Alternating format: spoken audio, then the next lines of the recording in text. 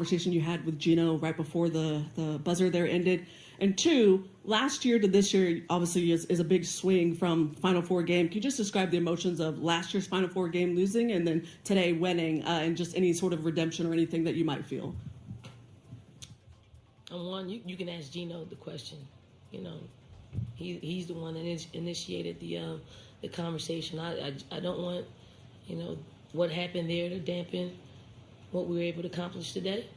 And the difference is, experience. I think losses, when you have losses that hurt, but you really understand the why.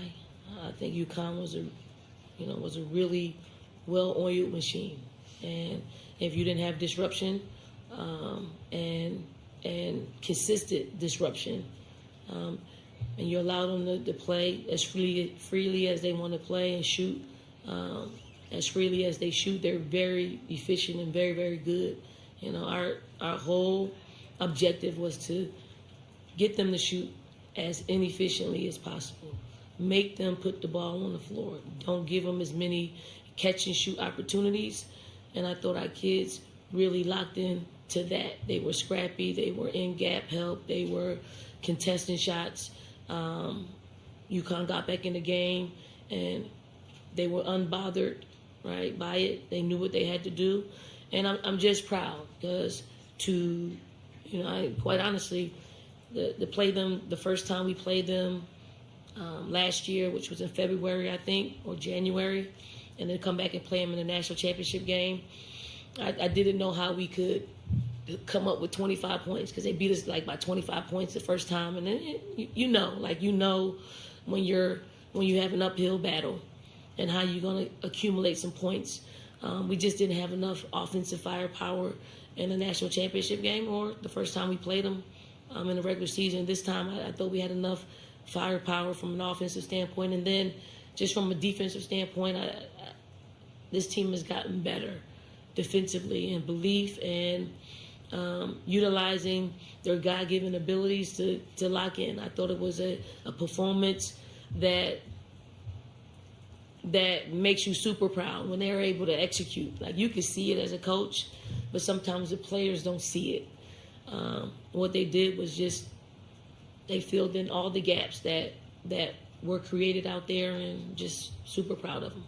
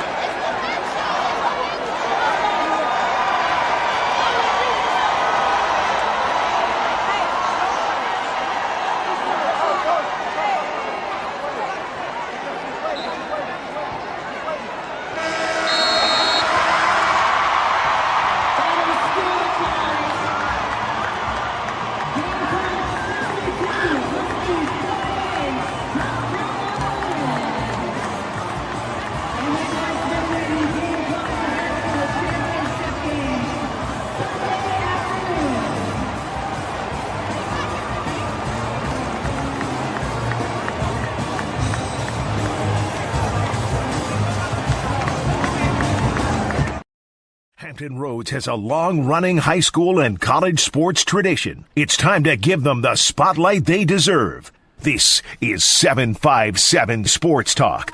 Here are Matt Hatfield and Coach Ed Young.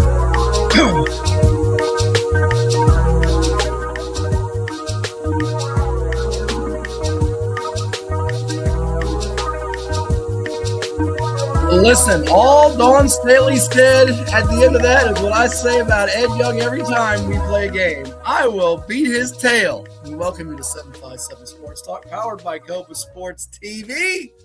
Like, share, and always subscribe. With the coach, Ed Young, I am Matthew Hatfield. How riveting was that? We have some spice. We have some drama. Two of the coaching icons, legends of the game, exchanging barbs and spats. Before we let Ed Young dive in on this, and me too, and all of you are welcome to do so here on our Cova Sports TV YouTube channel. We're asking, who do you have winning today in the men's Final Four? We're also asking you, what did you make of that spat at midcourt as they exchanged some not so pleasant pleasantries, Staley and Auriemma? And also, we're talking everything sports with you all morning long. Before you dive in, would you like to get Geno's side of this? You heard from Dawn. Would you like to get Geno's side of what he had to say? Good morning to all. The coach greets all. Yeah, I guess we kind of heard Don Staley's rebuttal. Mm-hmm. Yeah, we can. I have a few thoughts on this, but not. Oh, yeah. Listen, people, this is lighting up the internet and social media world, which, before I even get to Geno's sound, two things about this. Number one, it's good and bad. It's good because it brings attention to the women's game, which is growing and getting better. And the women's game needs that. And that part is healthy for the sport. The part that's not healthy is this takes away from what was a very intense game and the shine being on these young ladies.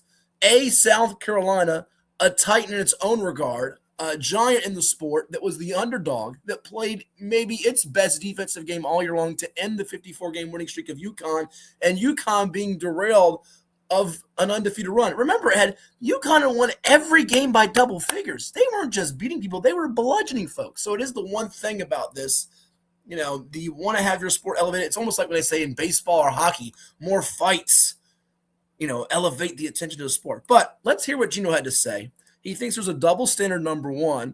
And as Frank Sinatra once sang, regrets, I had a few, but then again, too few to mention. Well, did Geno have any regrets? A couple of sound bites from Auriemma last night. Talk to them like that.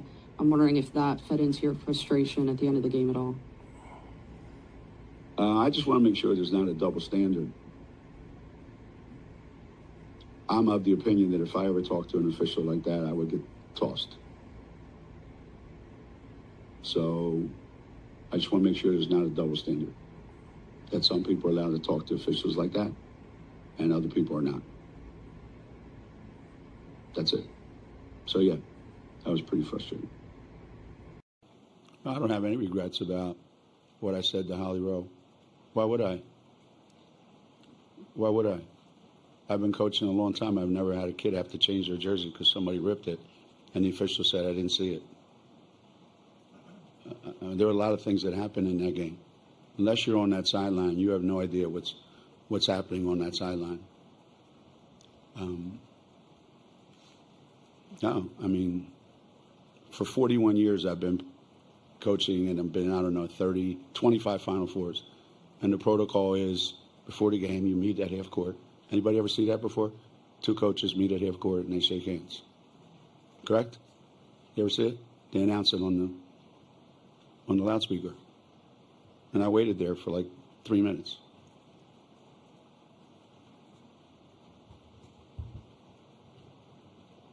So it is what it is. Geno, waiting for his handshake. Where is it? Wait. There it is. He got it. He got his handshake. Doesn't look like it's that warm and fuzzy of a handshake.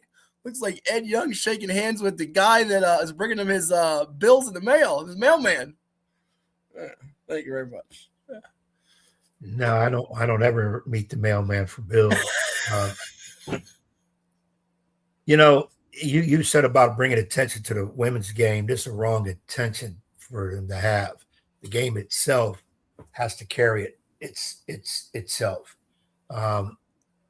Geno, and I really like Geno. I like Dawn Staley. Geno booted this one. Mm-hmm.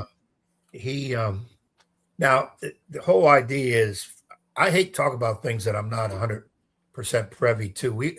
we weren't on that sideline. We didn't hear what's going on. I only could take what I saw and then listening to Geno and Don.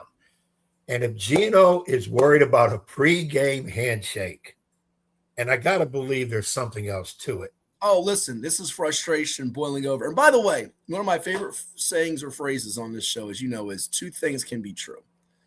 Two things can be true. One thing can be true is that UConn, which has gotten so many whistles and benefits of the doubt over the years, could have gotten hosed in the third quarter because the foul count was 6-0. But they also missed shots and didn't play well. And South Carolina outplayed them and outcoached them and outworked them. And that happens sometimes. And it felt like he was not prepared mentally, physically, emotionally for what essentially was a beatdown. They lost by double figures after not losing a game, about every game being won by double figures for what was to come. And then he just used this. He looks really bad after this, doesn't he, Ed? I mean, he looks really bad. As I was saying, if he's worried about a pregame handshake, that's overrated. Now, he said something about it's tradition. They call for the coaches. Well, that crap needs to be changed. They have a professional relationship as is. Don was an assistant under him and one or two Olympics. So let's get that part out of the way. Number two, let's go to the main focus of the game. South Carolina came in like a bear, and they handled their business well. Whether Geno likes it or not, prepared or not, and I don't think it's not being prepared. His girls didn't deliver. The ripped jersey is the least of his worries.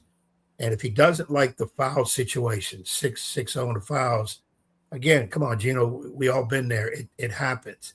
Well, Dawn Staley is controlling officials. Well, you have a tendency to control officials too. That's really the official situation, or you coming back at the officials. That's not, you don't come out for public gratification for it, or hey, oh, woe is me, you should all be cheering for me. And let it go. Girls have to perform better, and UConn on the biggest stage did not. And you got to give credit to Staley's girls. They just did a hell of a job. And now here comes the end of the game. He walks over to her before the game is over, and then really he just comes over there to chastise her. You don't do that, Geno. You know better than that. You just don't do that. And then he walks out. So after the game, he's not available to do the handshake. And I've always said the post-game handshake is something that needs to be eliminated. You only get issues and problems a lot of times with it. The players don't really like shaking hands for the most part. They just go through the motions. And if there's something brewing in the game, it can blow up then. So I've never been a big proponent for everybody shaking hands after the game. It's the sportsmanship thing, right? It's the sportsmanship. Yeah, I could see the two coaches doing it, but in that situation, it worked. Geno, I love you, man, but you blew this one. And you could have done all of this out of public view, which is how it should have been done. Sure. Ranting and raving with Holly Rowe. Come on now. You're not going to win that. You could be 100% right. You're not going to win that. So it could have been done in a private setting. Now, Geno, if he thinks about it, of course, his ego's big. He'll probably not say much of it. But since he did a public display of kind of shaming Staley and her girls, then he needs to do a public apology, not behind the scenes. Don't call her on the phone. Good luck with that. Don't call her phone. You got to do it in a public sense because that's how you do it. You got to eat crow on this one. And, and I think Dawn, who could be a little crazy herself, handled it fairly well. Well, they're both competitors. You know that as a coach. Yeah. Yeah, which I'm glad she did because it could have got really nasty. Geno has a reputation. There's a lot of female women coaches who do not like him. And he doesn't really care, and neither should he worry about it. He just take care of his team. Well, I don't want this to become, and I've already seen it on the internet, a white-black thing, a female-male thing. Sexist or no, I got racist. People say, well, if Dawn Staley would have done that, they would have asked for her being fired. Let's eliminate that BS right off the bat. Okay, the game is above that now. We don't have to worry about that. Right. But I don't think it's all about that, but I do think it's that's because you're a big personality in the high school hoop sense. So I'm gonna all these coaches, men's and women's college basketball. You can throw in Kim Mulkey, who's one of the greats of the game. We saw one of the comments about Pat Summitt. All of them have personalities and egos. You would acknowledge that. You have an ego as a high school coach. You all you guys and gals do. So I think when somebody threatens your territory, he's been on top for so long, and he still is the GOAT despite of his poor actions and behavior after this game. He can still be the GOAT. Like I said, two things can be true. But there is perfectly said by Marcus Kroc there's a new sheriff in town. She's just the second person to beat Geno twice in the Final Four. The other one was Muffet McGraw of Notre Dame, who's now on TV with ESPN and the ACC Network.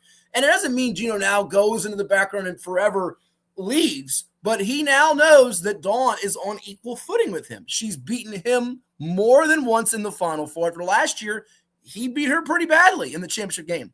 There was no Paige Beckers. And about the game here, if you watch the game, and I watched every possession of this game, a couple of things stood out. And I told us people all year who said, oh, no, UConn's going to. I told them my pick, by the way, in a bracket. You remember I said this. I had UCLA. And I'm sticking by it, by the way, folks. I could be dead wrong tomorrow. I've got UCLA with Lauren Betts on the inside beating South Carolina. Now, if South Carolina wins, it's not a shock. They're actually favored by 3.5 points. It was not a shock if UConn had won.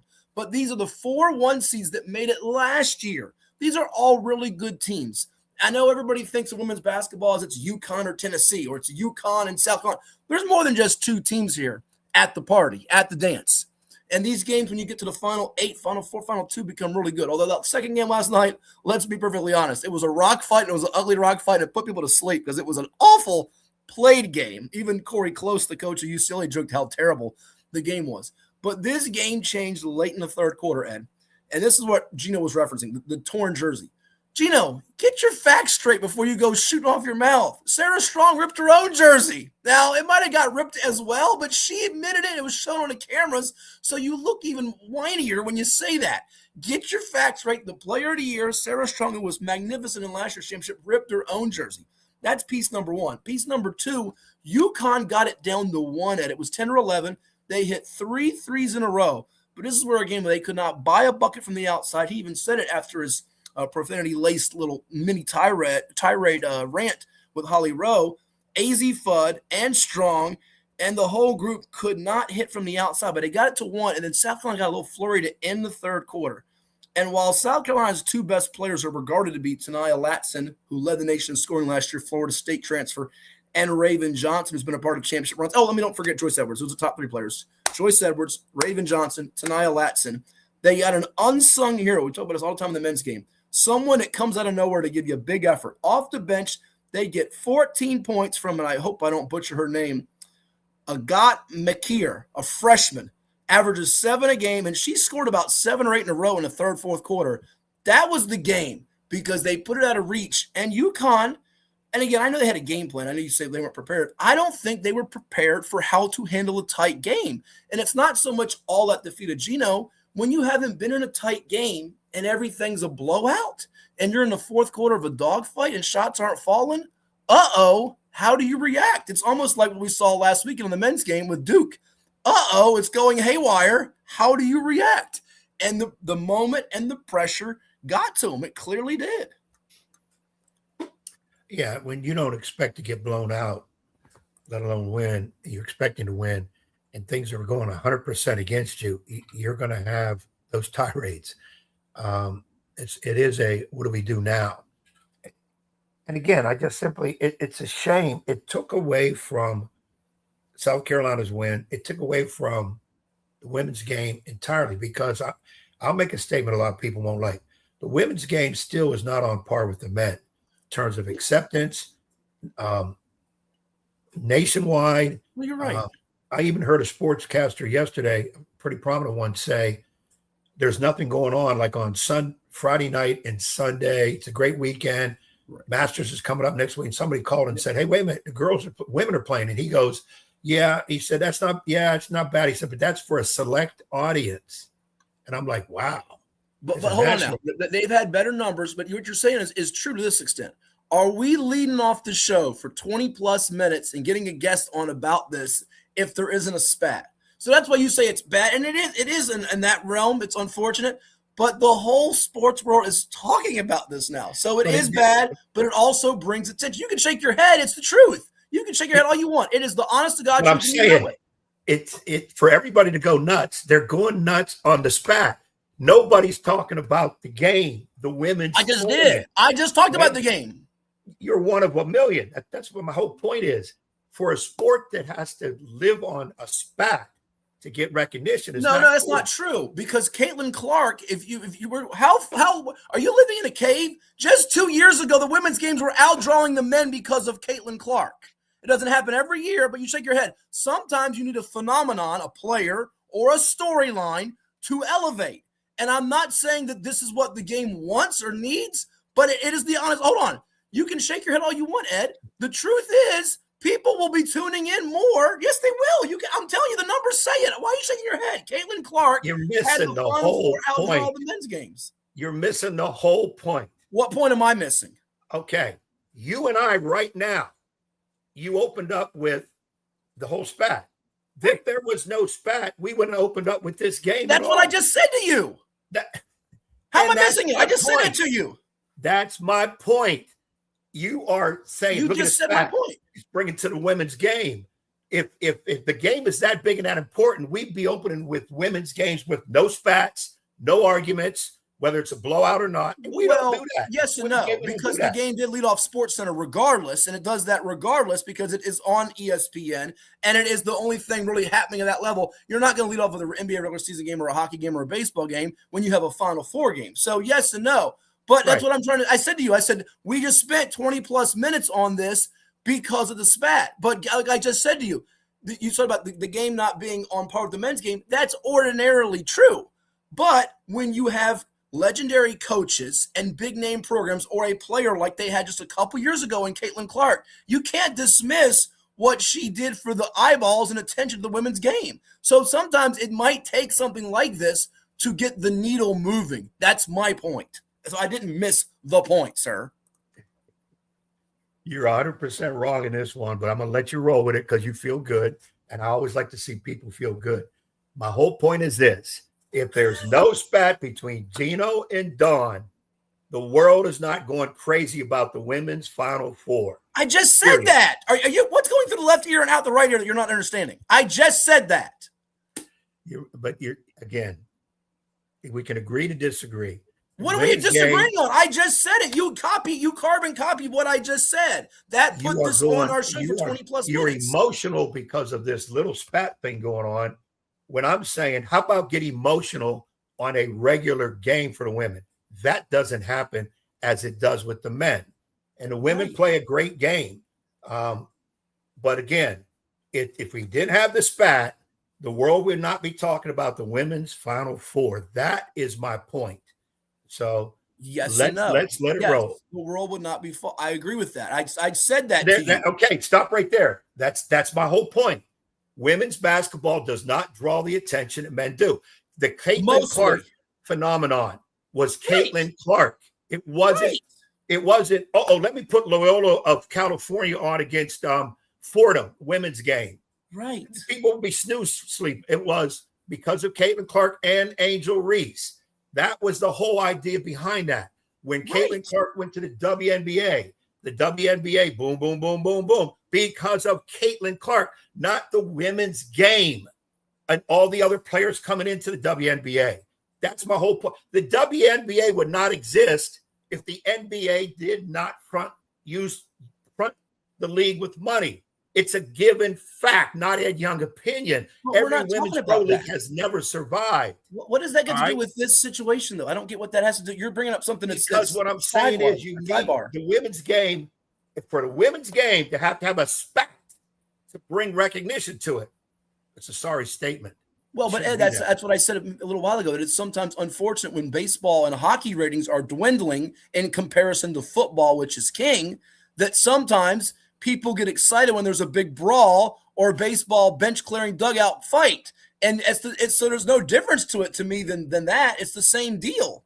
It's the same. We know that the women's game doesn't ordinarily draw what the men's game is, but you can't deny the fact, like I said, and we're in agreement. So I don't know why you're saying agree to disagree, that this adds more spice and intrigue. Now, obviously, Geno and them are done, but the South Carolina finished the deal coming up on Sunday. I think the numbers will be pretty good for that game. It should be a really good game. And we'll delve in on the game with someone who is there at the Final Four. My broadcast partner, Shauna DeBerry, a little bit later on in the show.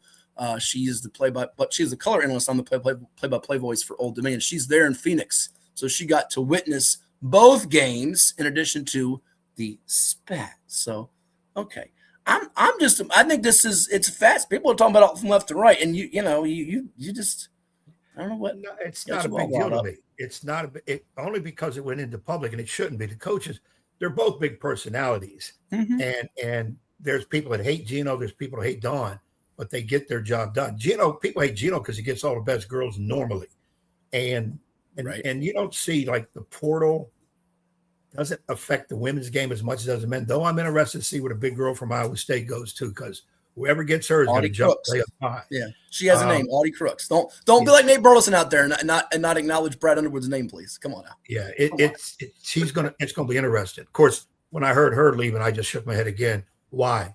You're in a program. You're in a place where you've highlighted that program. You're getting the money. It's just, again, well, I want more money. Okay, that's portal. We don't need to get into all that. But I'm just sorry for the game itself. And Geno, who already knows that he doesn't care about his attackers, you just gave them more fuel, ammunition to do the thing. And that's not right, because you take away from your team also. And I think that's why Dawn kind of held back, because she is not one to step back for nothing, because she wants her team to have the recognition. They earned that situation. I feel they have a shot to UCLA. I'm like you. I think UCLA in a close game, won't be surprised if this fuels South Carolina a little bit more to come out and play even better. But I just wish the game stood on the game merit itself, not something, when we talk about brawls and fights and people jump into it, the ratings, those are your knuckleheads who don't really watch it, but they see a fight and they say, this is what I wanted to see. Because if it was no fight, they wouldn't care. The numbers drop down again. And that's what the point I'm trying to make is you can't. A lot of people go to hockey game. Why go to hockey game? The fights. Huh? What about the action? Oh, that's good. I just want to see fights. To me, I shake my head and say, idiots. Well, that's not what you go to a hockey game for. Yeah, this happened after the game was over, so the numbers are already the numbers. But we spent so much time on this. Let's move on to the next topic. We'll take a break. We're going to come back and talk about Giannis Antetokounmpo with what's going on there. Ed Young's Raiders have a new quarterback. And plus, coming up in just a little bit, you're going to hear from David Glenn of the David Glenn Show to break down the men's Final Four, because we're going to spend some time on that before we bring in Shauna DeBerry. Big matchups today, and we want to know your thoughts on it. Who's going to win? Arizona, Michigan, Illinois, UConn. What were the odds that the UConn men would be playing deeper into April than the women? Especially a week ago when UConn's men's team was down 19. They must have been like 95,000 to 1. Oh my, oh my, oh my. We got more coming your way in 757 Sports Talk. You're watching with us on Cova Sports TV, where Ed Young and I are ready to fight. Duke it out, ladies and gents. Did you know that the minimum limits in Virginia are $30,000? $30,000 is a lot of money on an individual basis. But if you're involved in a personal injury matter, that's not enough. Here at Williams-Deloitte, we're happy to provide a consultation on the amount of coverage you have in your vehicle. It can be confusing. Not many people understand it. You know you need to have it, but do you have enough? Give us a call today at 757-547-5555 so we can help you prepare in the case of an automobile accident or any other personal injury matter that you or your family may find yourself in.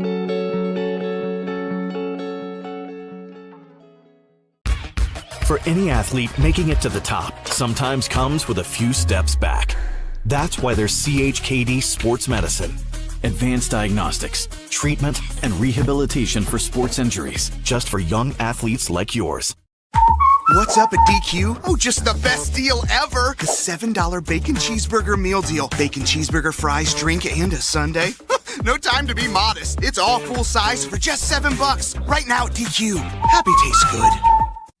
Well, it's everybody's favorite time of year again. Time to prepare to make your annual donation to that infernal revenue service. And if you're like me, you need help. Help to keep that donation as small as possible. So get off your W-2 and call John Maynard at John's Tax Service. 455-6763.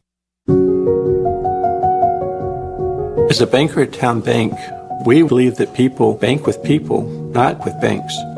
You're looking for an actual personal relationship. And that's what you get at our bank. You Get that person that gets to know you, gets to know your business, is there for you. I think that is what motivates us, what drives us. And the idea that we are trying to serve others and enrich lives, I think is very true.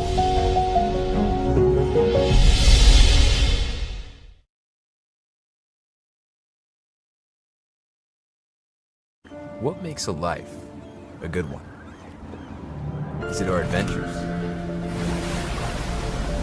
Or the friends we find along the way? Is it the challenges we conquer together? Maybe it's the people's lives we touch every single day. So, what makes a life a good one? You'll have to figure that one out for yourself. Hampton Roads has a long-running high school and college sports tradition. It's time to give them the spotlight they deserve. This is 757 Sports Talk. Usually it's Hatfield. That's why I try to tell everybody, get on Hatfield. He is the legal scribe, the talking head that knows all this, puts the whammies on. We do things different on this podcast. That's why we're rated number 3 in the state. You got Play-Doh? Get out of here! We've got people all over the globe watching with us. Sitting in a phone booth with you would be very... well, no, we got to have your own phone booth. I'm not sitting in those phone booth with you. It is 757 Saturday Sports Talk here on the I've been told the same thing. You know, the tough part about all this is I'm in the middle and I have nothing to do with it. Coaches don't decide any of this. But the problem with our league is the coaches are the ones sitting out front, and we have to sit here and answer this stuff. And I think there are two sides to this. I will tell you that. But I don't want to get too involved in it. You know, I talk to Giannis all the time, you know, about what he should be working on. I stay right there in that zone about things that I think he needs to add to his game. And that's it. I decided long ago that's not for me to get involved in the rest of this stuff. I don't like it, though. I don't. I think this is a grown man's game, and it should be handled that way by everybody. And so I don't like when it's this he said, she said stuff. It's not good. And so just from that seat, the fact that I have to sit up here and keep addressing it bothers me. And we need to do something about it. So you heard from Doc Rivers there. Ed is back here on 757 Sports Talk on Cova Sports TV. Like, share, and subscribe in case folks missed it. Giannis Antetokounmpo, he lashed out, not quite the same way Geno Auriemma did, but basically he says, I want to play. I'm available to play, but I'm not in the game. He went off, had some expletives, missed his 10th straight game because of a hyperextended knee and bone bruise. And we all know what the deal is. And I don't want to use any high school teams. I might get myself yelled at. But we talked about this during the high school season about the whole situation, the NBA and tanking. And, you know, could it even be done at the prep level with teams trying to get a better matchup? But the tanking term for the pros, simply for a better draft choice. And it's damaging the league's integrity. And you hear Doc Rivers, he's stuck in the middle of it, as he says, coaches don't have to decide. This is management, and then a player who's upset. And now Giannis is making comments essentially saying, you know, we gotta figure out what we're doing here. And quite honestly, I feel for the player here. He wants to play, and they're basically saying, no, we're not going to play. So at this point, they got to trade him in the offseason, right? He's got to go. His days in the Bucks uniform have to be done, right? I agree. I think can't understand why they didn't trade him earlier. It made no sense to keep him. You're not going anywhere. And I hate this idea of, well, we can't really. I mean, it's to the point now, if you're not 1, 2, 3, 4 in the playoffs, you might as well tank so you get a better draft choice. Like that rookie is going to carry you to the championship the following year. Ain't happening. So, and they need to trade him. And the problem is, it brings his value down because people are sitting back saying, oh, I know you got to trade him.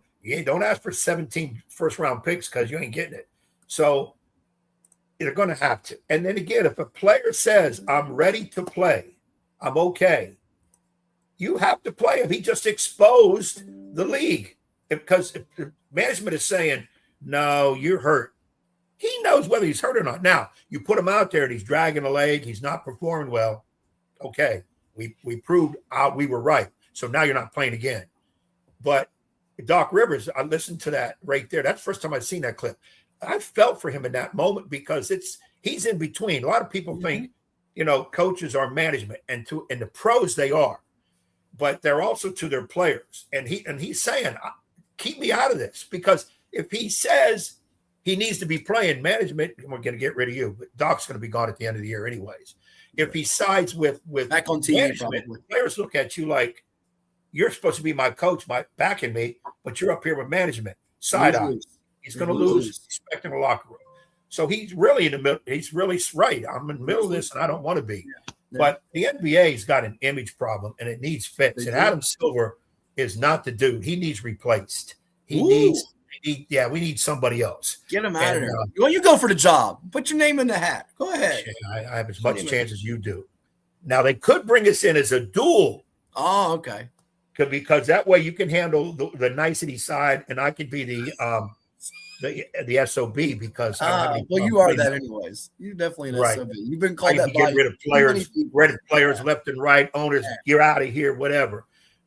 Just because what you said earlier it brings me to this subject. Remember, you said earlier that the Geno Dawn thing should have been done behind closed doors. Doc even said that this should have been handled behind closed doors. But I give, we always chastise these players. We're always quick to bash a guy for load management and sitting out and not giving his full effort, his max effort, which we saw back in the 70s and 80s and 90s era. I grew up loving the NBA with my guys Malone and Stockton. They'd play 82 games, with a broken finger or a ligament damage.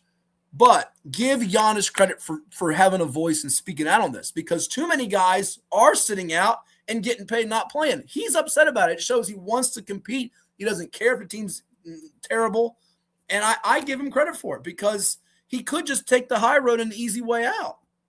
It was the same thing with my Raiders, Max Crosby. They told him the last 2 games, go home last year. He was like, what for? I want to play. And there's a team that's going nowhere, and he still wants to go out and give 100%. He wasn't necessarily 100% himself, but still he was good enough to play and be a factor. And then they end up trading. We saw how that all ends up. Now he's back, and now who knows what's going to happen.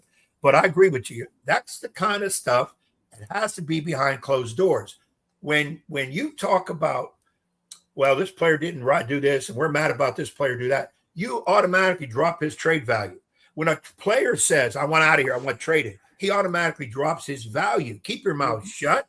Keep doing your job, but tell ownership behind closed doors, I want out of here because the minute my contract is up, I'm gone. That way you can still get the most for him. But I'm not going to give a whole lot up for a player when I know there's turmoil over there. They're going to have to get rid of him anyways. So I'm going to try to get him as cheap. I want him. I'm going to try to get him as cheap as possible. And the only other thing I want to say about all this, how many dang brothers does he have? Did I just see that they just signed another one of his brothers for the NBA? Yeah, well, they did it because we want to see. We're going to get another Antetokounmpo out there, so we can put him in our summer spelling bee, where you have to spell his name, not the first name. Well, you probably can't spell the first or second name, even if it's something simple like Alex. I just call him Giannis, or the Greek. Back in the day when they called him Greek Freak, I can't go to Antetokounmpo. We had. Remember, you did that. Was it against Marty Asprey or somebody? We had you play a spelling bee over there at the Sheriff's. We did back in our radio show days. That was so funny. You guys were trying to spell names. I know you lost, but you were all over the place spelling those names. No, I won that on the last second. No, you didn't. We gave you Tamanga Biaka Batuka, the former Panthers running back, and Chris Fuamatu Ma'afala. Shut your mouth, the former Steelers running back. Oh yeah, those last names. I love giving you those last names because you have no chance. I could probably give you all the vowels and you still not get it. But you brought up your Raiders earlier before we go to break. And it leads me to one more thing I want to touch on before we go to break. And it's Captain Kirk is coming to play QB for the Raiders. I got to throw this at you real quick because I want to get your take. They're going to take Fernando Mendoza. I know you're against that. I want to build the line. I want to do this. You've gone through that rant before, and I'm sure you'll have time to do it again pre- and post-draft. So not today. But I want to throw this little number at you. Kirk Cousins, 11 years in a row, guaranteed contract. 1 career playoff win. He is the 3rd highest paid QB in NFL history. And where was that guy drafted? in the 4th round out of East Lansing and the Michigan State Spartans. My question to you is, will he be QB1 from day one before they hand the car keys over to Fernando, baby, Mendoza from Indiana? Yes. Because here's how it works in the NFL. You bring in a hotshot rookie quarterback. You better hope and pray he's 100% ready, smart as hell, and knows what he's doing on game one if you're going to start him. Because if you play him a couple, 3-4 games and it ain't working and he's not looking good and the team is losing and you pull him, to go back to him later is awful tough because his psyche is all messed up. You go with the veteran, he messes up, you take him out, here comes the rookie, okay, and then it's like, hey, Rook, we got to go with you. And if the veteran has to come back later, he's done it before. Kirk will say, well, I'm out of here after this year anyways. I'll get another guarantee next year. Why? I've done 11 years in a row. I'm the 4th highest paid quarterback ever. So he will. It's a good signing because he's still got a lot in the tank. He's not he's not top 10, but he still can do some things. And apparently he doesn't mind being a mentor. Now, some of those guys, Aaron Rodgers, Ben Roethlisberger, don't want to be mentors to young quarterbacks. And they'll come out and say it. I'm not his coach. I'm here. We're competing, and I expect to have this job. I don't necessarily agree with that and like that, but then again, some guys have attitudes, and not everybody, just because you wear a pro uniform, means that you're the greatest. But I like this signing. I've come to grips with drafting Mendoza. If he's going to be this God type quarterback, that's fine. But like I said, you better fix the line, because if you don't have a line, it doesn't matter who you have back there. It ain't going to work.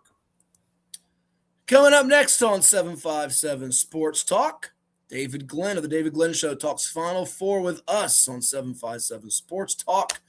And I also have to tell you that I have received your marching orders from your boss. He said, make sure your partner, before the show ends, talks about the 4th-ranked boys soccer team in the area over there in Packerland. So you've been given your marching orders. And by the way, I think we've got our pal from the 757 soccer chat on the show next week. Told him this week was a little busy with Final Four and all that. So I think we're going to get him on to give our little early season to mid-season soccer update for those spring sports fans in the area. We'll get on a couple baseball coaches, softball coaches, we hope, as well.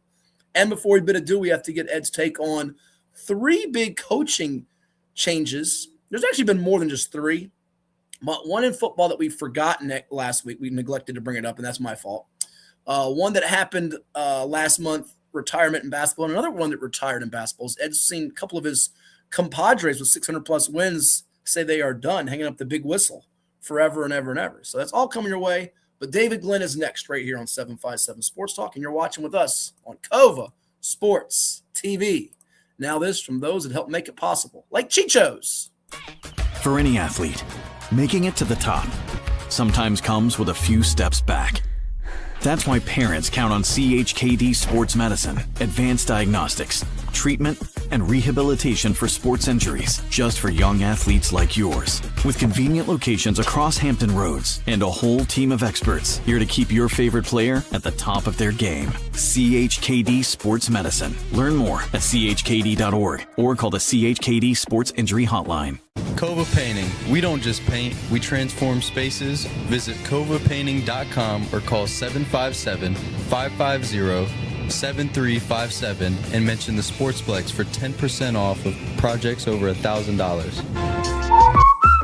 What's up at DQ? Oh, just the best deal ever! The $7 Bacon Cheeseburger Meal Deal. Bacon cheeseburger for a limited time, plus fries, drink, and a sundae. Yeah, this is not the time to be modest. It's all full size for just $7. And there's bacon on that burger. The $7 Bacon Cheeseburger Meal Deal. Now, for a limited time on the $7 Meal Deal lineup.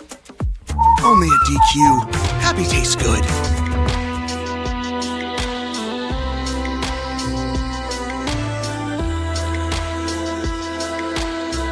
Hampton Roads has a long-running high school and college sports tradition. It's time to give them the spotlight they deserve.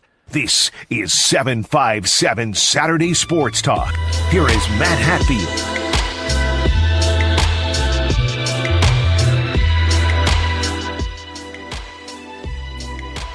And back here on 757 Sports Talk, powered by Cobra Sports TV. Like, share, and subscribe. We are privileged to be joined by special guests. He is the host of the award-winning David Glenn Show. David Glenn from the North Carolina Sports Network, our guest here on the program. David, great to be with you again on the show. It is springtime, April. March Madness turns into the Final Four, which is one of the best days in the sports calendar. What can you say? There's a ton of topics in the world of college basketball to dive in on, but we've got a pretty good foursome here to look at with Illinois taking on UConn, who's won a couple of titles in the past 3 years, and two of the behemoths all year long, Arizona and Michigan. Yeah, it's great to be with you as always, Matthew. And I find it intriguing, just as for one storyline, the Big Ten as a league, and it's now the most wealthy league in the United States, and the Big Ten's cranking out football championships, not just with Ohio State and Michigan in recent times, but the Indiana Hoosiers as well. The Big Ten has not won an NCAA men's basketball title since the year 2000. I mean, the ACC has won 8 since then. The Big East has won 8 since then. Of course, the Big 12 and SEC have had a few each as well. So that is a long quarter-century plus drought for the Big Ten, and yet they have 2 of the 4 still standing. So is it going to be Michigan? Is it going to be Illinois? Or is that Big Ten drought going to continue? That's at least one of the fun kind of 60,000 feet view storylines as things unfold in Indianapolis. Yeah, I want to give you some credit, too, because one of your clips we had you back on during the football bowl time, and it went viral on, I guess you call the shorts, whatever it is, on YouTube, IG. You talked about Indiana and Kurt Cignetti, and some people were like, oh, no way, some of our Bama fans, they're not going to lose to Indiana, and they blitzed them, and you nailed that one with what a great job he's done and win the championship there as Indiana follows up what Ohio State and Michigan did. But before we dig in on the matchups and the things you like in terms of the subplot storylines there, we have to go to ACC country, which we all live in here, and start with there's obviously a big job vacancy, and then what happened last weekend, the collapse of collapses. We know what a program Duke has. It's like, and Coach Young isn't here to defend his Yankees, but it's like the Yankees. Duke is like the Yankees. Either you love them or you hate them. They're one of those polarizing programs, especially in men's college basketball. But they blew a 19-point lead. The tough ending with one of the Boozer twins and Caden not getting the ball up, had the turnover, and then Caravan has the presence of mind to find Mullins for the 3. It's going to live on, much like Leitner's shot. Yeah. Give me your perspective. You've been watching so many tournament games over the years, whether it be regional finals, Final Fours, championship games. Where did that one stack up? And, oh, my gosh, I can't believe what I just witnessed for you. Yeah, as you can imagine, this is a big conversation right here in the middle of Tobacco Road, where we have Duke and NC State and UNC all within, 40-ish minutes of each other. And the Wolfpack just had a coaching search, and the Tar Heels have a coaching search. And then Duke, it wasn't just this year, that big lead getting away against UConn in the Elite Eight. Remember, 1 year ago, under young coach John Shire, the Blue Devils had about a 98% plus winning probability when they held huge leads against the Houston Cougars in the Final Four, and that one got away. So I kind of come down in a place that's a little bit more nuanced. Most people want to choose either or, but here's what I say. On the plus side, there are only 3 coaches who have been to multiple Elite Eights, 3 or more Elite Eights by their 40th birthday. Their names are Bob Knight, Dean Smith, and John Shire. Also, in the 73-year history of the Atlantic Coast Conference, there is one and only one brand new head coach who got 3 ACC titles in his first 4 years. His name is John Shire.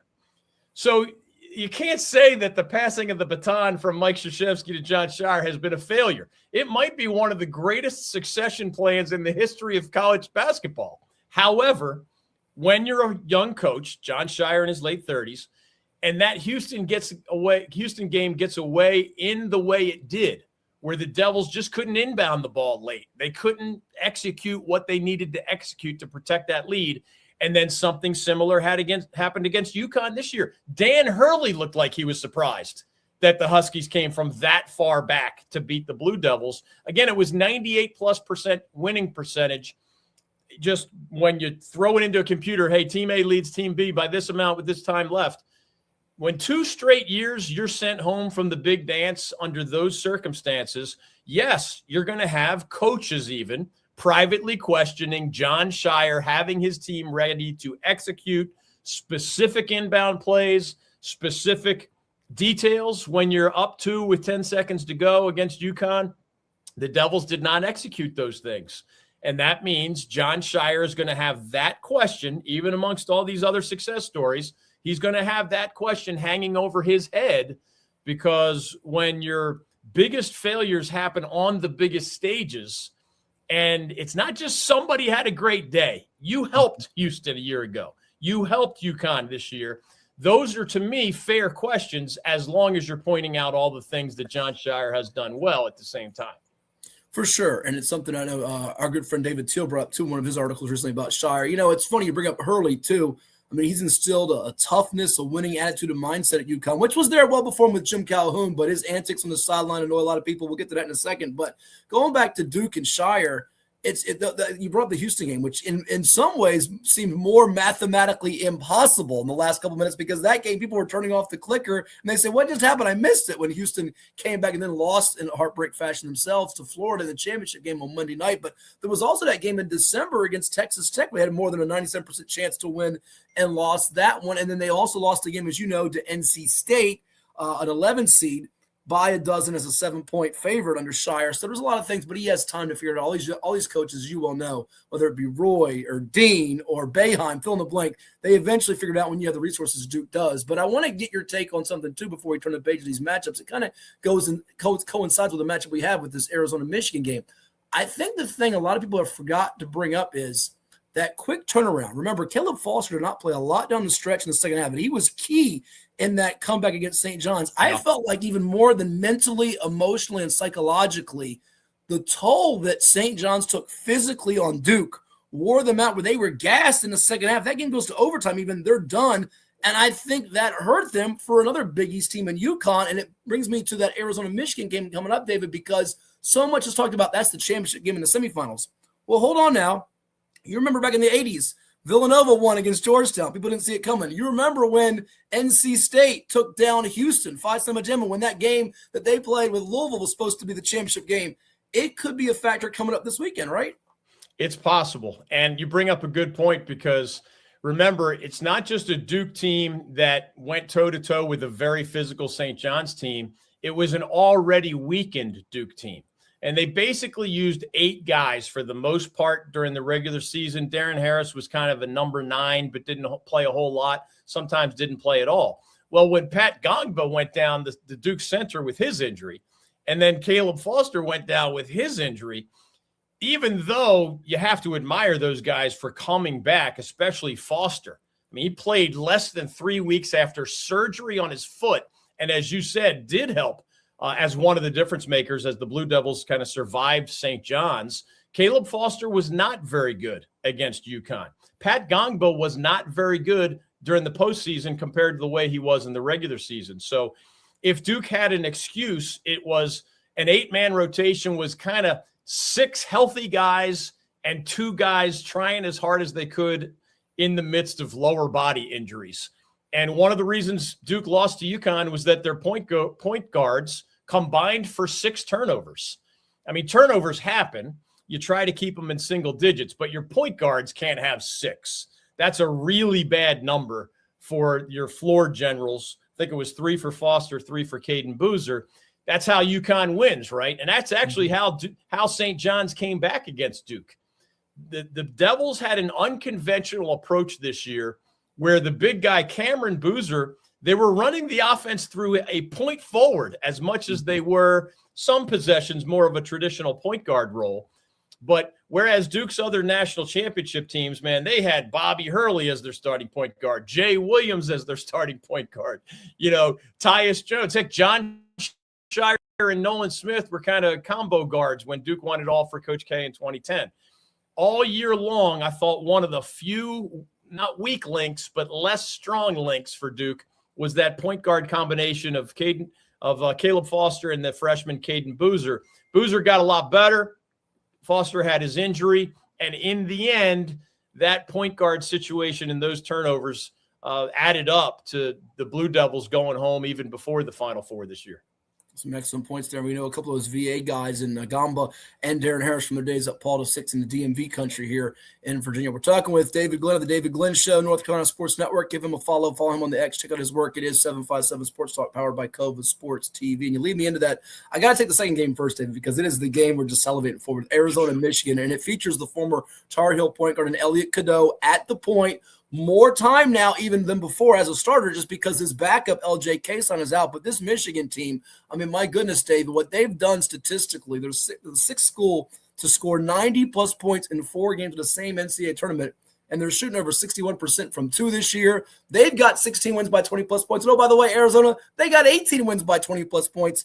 How do you size up this game? Because it feels like if they played 100 times, they could go 50 and 50 against each other. That's a great way to frame the question, and I agree with that. As I tell my buddies, this is one of those where you back away from the betting window because you can't possibly be truly confident that one is going to beat the other. I said going into this bracket, in part because Duke had those injury concerns, my 1A was Arizona and my 1B was the Michigan Wolverines. And here they are, not only still standing, but having to play each other in the semifinal matchup. I stick with Arizona, but Matthew, man, at this point, we're looking for razor-thin margins, right? And one thing that I circle, 2 things maybe. One, the 3 teams that beat Michigan this year were Duke, remember, also Purdue and Wisconsin. And Arizona plays a lot like Purdue does in terms of wanting to pound the paint and get to the free throw line. And with Purdue, it was guys like Trey Kaufman-Renn and even Oscar Clough. Both of them had good games in their win over Michigan during the regular season. Well, Arizona is the best team in the country at points in the paint and getting to the free throw line. So maybe they can follow a similar blueprint, the Wildcats, to beat the Wolverines. The second small advantage, and we saw Elliot Cadeau, obviously, here in ACC country during his 2 years with the Tar Heels. Jaden Bradley is a senior for Arizona. And, man, when they have hit some, turbulence, so to speak, in the midst of a game, he is really good at taking the game, by the scruff of the neck, so to speak, and making a big play offensively, defensively, with an offensive shot or finding the right man in his favorite spot for an important bucket. Elliot Cadeau has gotten better with the Wolverines than he was with the Tar Heels, but I like the senior Bradley over the junior Cadeau, and I just like the way Tommy Lloyd coaches that Arizona team. I think they're 2 of the best coaches in the country, Dusty May of Michigan, Tommy Lloyd of Arizona. It's not mere coincidence that both of those guys were on the Tar Heels wish list after the Hubert Davis chapter ended. So here we are with not only all 4 of these fan bases biting their fingernails in Indianapolis, but there's a Carolina fan base that doesn't even have a team still alive that's biting its fingernails for different reasons. Yeah, and Lloyd takes his name out for the time being of the search on Friday, but we'll get to that at the end here when you take on that UNC situation. But I'm like you, I feel it can go either way. My slight sliver, and I've been with Michigan from the start of the season to now, and the only reason would be you bring up Bradley as that veteran guard. He complements a team that's got that blend of youth and experience. Some of those young guys, very promising, projected lottery pick guys in Braden Burries and Koa Pete. But I feel like Michigan may be a little more seasoned, and they shoot the 3 a little bit better than Arizona. But this feels like a game that goes down to the last possession. And I don't know if you want to be playing defense or offense with that last possession. Go into the other game for a second here, David, and that is Illinois, who lost early in the season to UConn. Now, Keaton Wagler's playing a much bigger role. Illini defense a lot better than it was back then. And I feel like Illinois, the reason that they're the betting favorite in this game is because they have the European flavor, not the same team they played a couple of years ago when UConn blitzed them with that amazing run, but they have more bodies to try to slow down Taurus Reed, who arguably, you probably could say, tell me if I'm wrong, the 2 best players in this tournament have been Taurus Reed from UConn and Yaxel Lindeborg from Michigan, right? Yeah, that's a good way to put it. And Illinois all year has been one of the best offensive teams in the country. But as you said, they have tightened the screws on defense. And I think that is why that they're the slight favorite over UConn. UConn is brilliantly coached by Dan Hurley. They can at some times wonder where their next big bucket is coming from. Whereas Illinois, if it's not Keaton Wagler, it's Killen Boswell. If it's not him, it's a guy we saw in ACC country, Andrei Stojakovic, who was really good for the Cal Bears in the ACC, he doesn't even always start for Illinois. That's how deep they are. And there are others, as you said. There's a great international connection at Illinois. So he might be better than Papa Peja, right? He might be better than Papa Peja, Andre. He's pretty good. Yeah, I mean, that we'll see in the long run, but that's a heck of an NBA family for sure. It is hard to bet against Dan Hurley. I mean, the guy's already got 2 rings, and that's a school that it's the only school that has, 6 NCAA titles in the last 30 years. I mean, they have made themselves a blue blood at UConn. But I actually had Illinois in my original bracket. So my original national title game was Illinois against Arizona. And I can promise you, my picks do not always go that well. But I feel like I kind of want to ride with the teams that I had from the very beginning. Although, as you said, man, if we needed to paint a picture for Michigan over Arizona, paint a picture for UConn over Illinois, we could. That's how slim the margins are here. But I'm just going to stick with Arizona over Illinois in the title game and see if I end up winning all my brackets by staying with that. Listen, you were onto something, and you remember this back in 2005, the year that UNC cut down the nets with Sean May. That Illinois-Arizona Elite Eight game was one of the all-time classics with Darren Williams, D. Brown, and Luther Head coming back when they looked like they were dead in the water against Channing Fried and Salim Stoudemire, Arizona team coached by the late, great Lute Olson. That was an all-time classic. So if it replicates, if we get that championship on Monday night, anything from that game in 2005, it'll be a dandy. I'm with you on that. And it's just going to be fun to watch. For like last year, we ended up with all 4 number 1 seeds, and that was a heavyweight battle after heavyweight battle. This time, not quite that extreme, but there's no real Cinderella here, right? You got 2 number 1 seeds, a 2 seed, and a 3 seed. So if you're good enough to win 4 straight games to get to this point, and you were seeded that high to begin with because of your body of work over 4 months, you're good enough to win it all. And that applies to all 4 of them. Again, that's why I say don't bet the kids' college tuition fund, because even these coaches will tell you the margins are so thin that one guy's hot shooting night could be the difference. Could be somebody we expect, could be somebody who's like a 6th man or 7th man who maybe has something close to his season high. Sometimes when the teams are this evenly matched, it's somebody unexpected who ends up tilting the scales in one way or the other. Yeah, great insight here from David Glenn. Come more later on. We appreciate the time. David Glenn Show, North Carolina Sports Network, our guest here on 757 Sports Talk on Cova Sports TV. Before we get to the Carolina topic, I do have to throw it your way. We brought up to a couple of our guests the last couple of weeks, and Mike DeCourcy and Dan Bonner, too, that it feels like college basketball's morphed these last couple of years with the NIL and transfer portal. So much is always about who has that lead guard. You know, last year it was Walter Clayton Jr. from Florida. Go back to Kemba Walker at UConn. Russ Smith, who was ridiculous at Louisville. And the list goes on and on with all those guards. The lead guard determines things. It feels like there's more big men this year, David. That Michigan-Arizona game's loaded with bigs. We know about Illinois' bigs, Tara Street for UConn. What's your sense of as we get to the semifinals and finals? Will it be determined by the bigs, the guards? Does it really matter at this point? I don't think it does matter. It's a great question, though. And I like to remind folks, just to add one more layer to that broader conversation, and I'm a huge Mike DeCourcy fan. I think he's one of the best to cover college basketball in the history of this great sport. Super guy. One thing I like to remind fans, because many, not all fans, but many dislike this modern era with name, image, likeness, and the transfer portal, and now revenue sharing. I try to remind them that even if there's things you don't like about it, and I get it, there's something beautiful about the new world giving more guys more reason to stay in college basketball. And that has a couple layers to it, because the guy who otherwise might have turned pro early because he needed money to raise a family or to help his sick mom or whatever, now he has a financial incentive to stay in college. And that guy who might never have been a junior or a senior sometimes is staying in school for these key teams in the Final Four or for others. And the other example, especially with so many international players being in this year's Final Four, Matthew, there have always been international guys in college basketball, but the floodgates are open. Why? Because 10 years ago, even 7 years ago, there was no such thing as name, image, likeness money, and there's no such thing as revenue sharing money.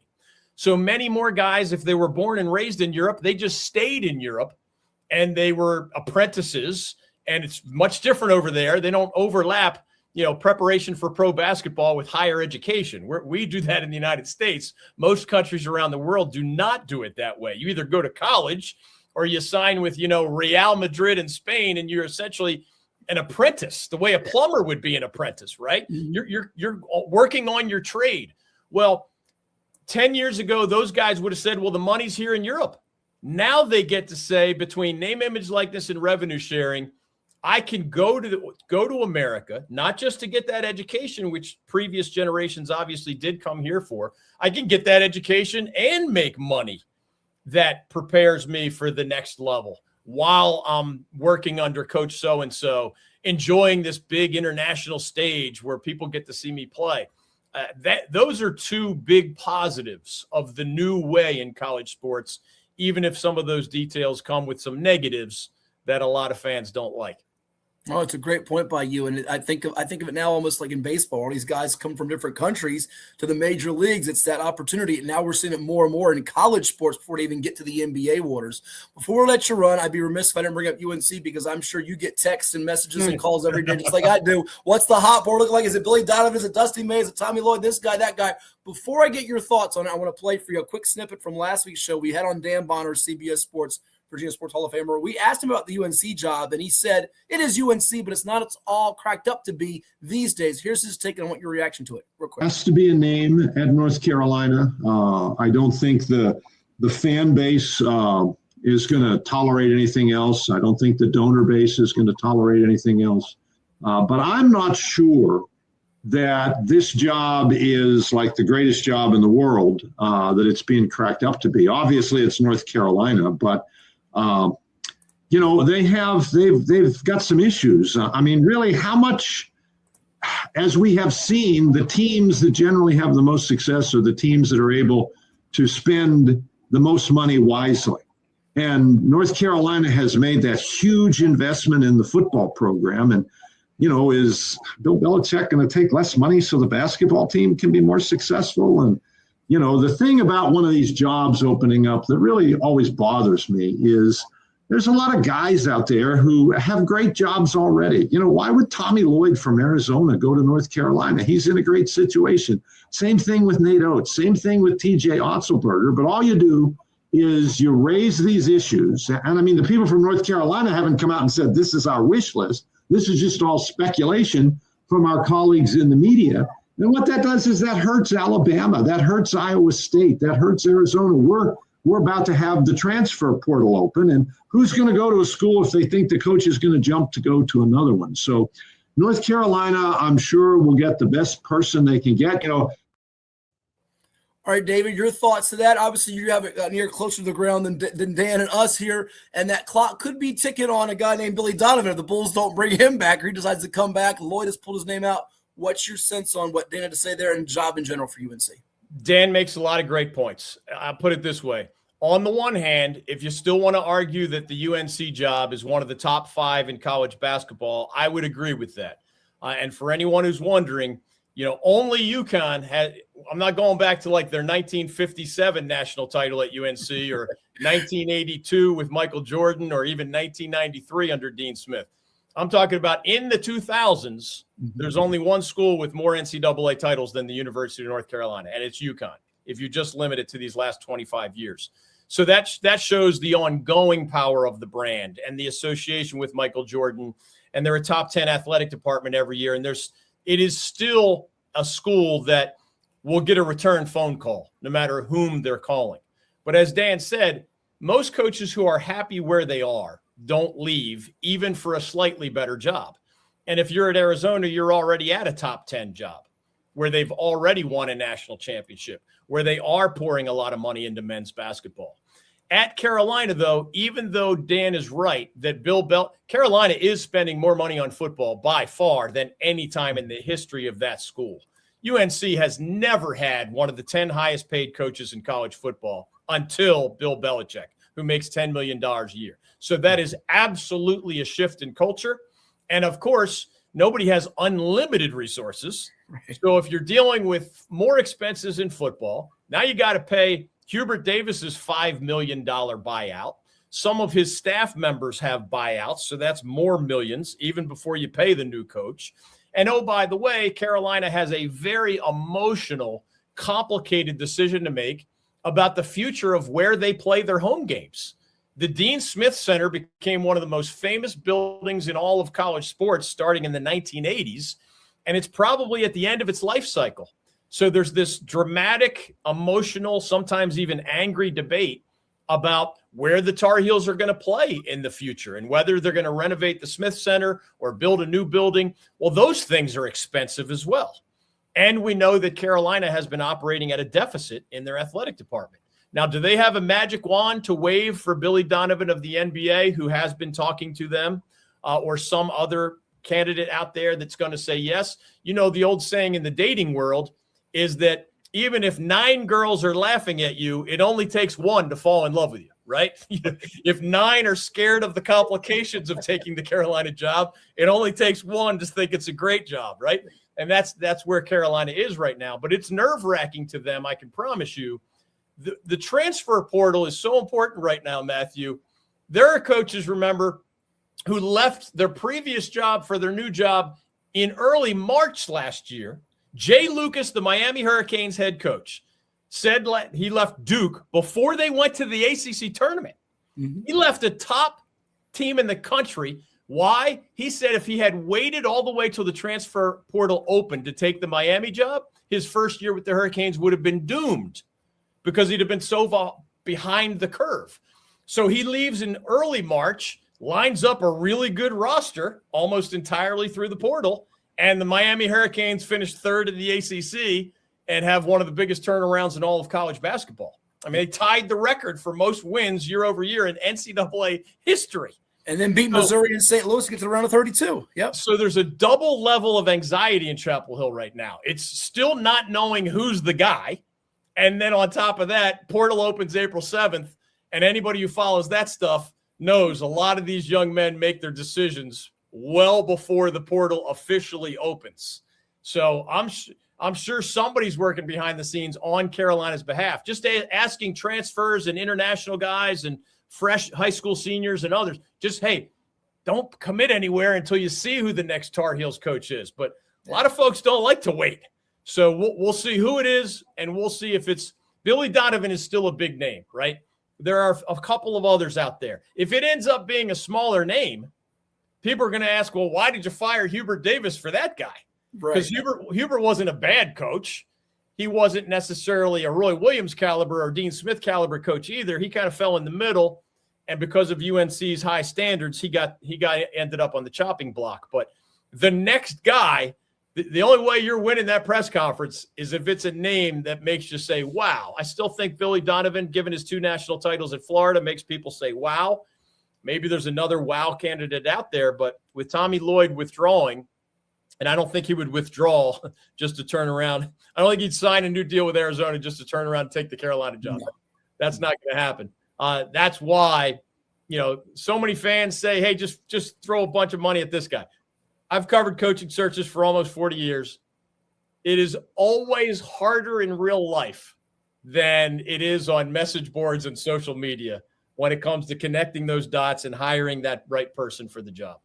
No, you're so right. There's so many twists and turns that I always love when somebody says, who's getting a job? And even us in the media say, they don't know who's getting the job. How can we tell you who's getting the job? Right. Which is so funny to me. But and one little side note here, Nuggets, we finish up. Much like we see these guys staying in the family, the whole talk about hire this guy. It's by the way, it's insane to hear what Stephen A. Smith said with Kenny Jet Smith, but that's another topic for another time. But Nolan Smith left Duke to go somewhere else to help further his coaching career. We see Marcus Page, a UNC great, leave Carolina, join Wes Miller's staff at Charlotte. So that sometimes happens for a guy who has to leave the family or the school to further his situation. But he's the very best in the business. Check out his work, David Glenn Show, the award-winning David Glenn Show, North Carolina Sports Network. Always a pleasure, my friend. Enjoy the Final Four and championship. And we'll see if your bracket is right with the Illini and the Wildcats Monday night. Thank you, Matthew. Always good to be with you. Keep up the good work. You got it. More coming your way here as we put the finishing touches on this episode of 757 Sports Talk. Don't go anywhere. You're watching with us right here on Cova Sports TV. What is more? Is it more reps, more strength, more stamina? We say it's all of that. But it's greater than just what's in the mirror. It's about improving your mental and physical health. More is a feeling of achievement, fulfillment, confidence. It's looking better, feeling better, being better. And it's our mission to get you there. Because here, you are more. One Life Fitness.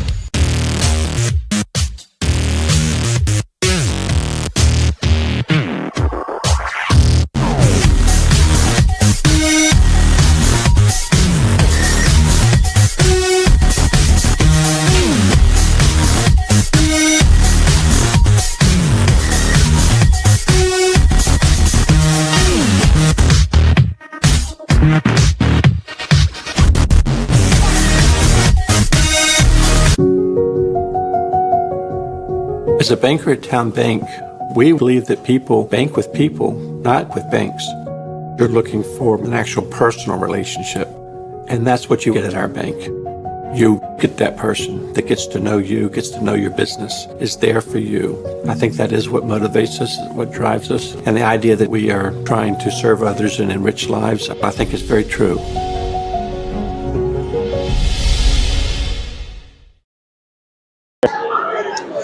All right, here with Denbigh senior guard Nasir Johnson, 22 points, 5 rebounds, 5 assists as his Peninsula team gets the dub today, the victory over the Southside in the second annual Mario Mullen Invitational. All right, it's an all-star game, Nasir. I know you guys are just having fun, but you were competing and wanting to win today, weren't you? Yeah, I knew everybody was going to come out and we were trying to be like playing around, but I was trying to win and show everybody that Peninsula basketball is not as bad as they say. Yeah, last year the Peninsula lost this game. It was a game in the hundreds, had the lead, but it's interesting. You played against the Class 5 state player here today, and Keon Vats Mitchell. You took a lot of pride guarding him, and you guys had a lead that shrunk down second half. How much do you kind of relish the opportunity to play big teams, the big dogs? You had Hampton this year in your district. You had Woodside. You had some big games, and you got up for Fats, and you're 2-0 against him, the guy who was state player here in Class 5. Fats a really good player. We've been playing against each other and playing with each other for some years, and I just make it my priority to stop the best player on the court every time I step on the court. You had 22 points, which I think was tops in the game today, but I told the selection committee and those we were doing MVP voting that I thought the difference in your game was you were making all the hustle plays, rebounds and assists. How much do you pride yourself even playing for Denbigh this year of making the extra intangible plays, the winning plays, if you will? At Denbigh, I'm pretty much an X factor, so whatever coach needs me to do, get on the floor, get rebounds, box out, just get it done, and it just carried on to my game to now and in the future. Before we talk about your game, what's next for you, the next level, sum up the year you had. I mean, you guys get to the state tournament at Denbigh, which is a big deal. I know you lost to Verona in the state quarters after losing to Hampton in the region championship, but pretty cool to be a part of the turnaround there at Denbigh High School. Yeah, Denbigh hasn't been big in a long time, so it's a good pleasure to change that narrative of Denbigh. So I know you're rooting for your guys next year to take it further with Kevin Parker and that group coming back. But talk about your game specifically. What do you think sets you apart? And you've already made your college pledge. You're going to play for Shenandoah, right? Yes, sir. Me, different from everybody else, just play defense, play hard, play hard on both sides of the floor, and take what the defense gives you and don't do too much. And what made you choose Shenandoah for the next level? Just great environment, great coaches, and I think that's where I want to go. Sure. All right, it's that type of year. We're getting ready for the NBA playoffs. So who are the guys, when you're playing a 2K video game and watching TV, who are the NBA dudes you enjoy watching, try to study and put their parts of their game into your own? Anthony Edwards. Who is it? Anthony Edwards. Like Anthony Edwards? Hurt right now, so I'm watching Busy, but... Okay, watching Busy. I got you. To be a part of this, I know you weren't around when Mario Mullen played, but you've heard, I'm sure, some stories about it. What's it mean to be in an all-star game and get invited and be the MVP in it to you? It means a lot because a lot of people doubt me as a player and as a person. So just to get the opportunity to showcase what I can do and do the best at it, then. Awesome. And lastly, as you get ready for the next level, what are your goals you're setting? I mean, sure, everybody wants to win a championship, but what do you want to accomplish at Shenandoah? To get all rookie team and win the championship, of course, and move up higher as a player and in the division.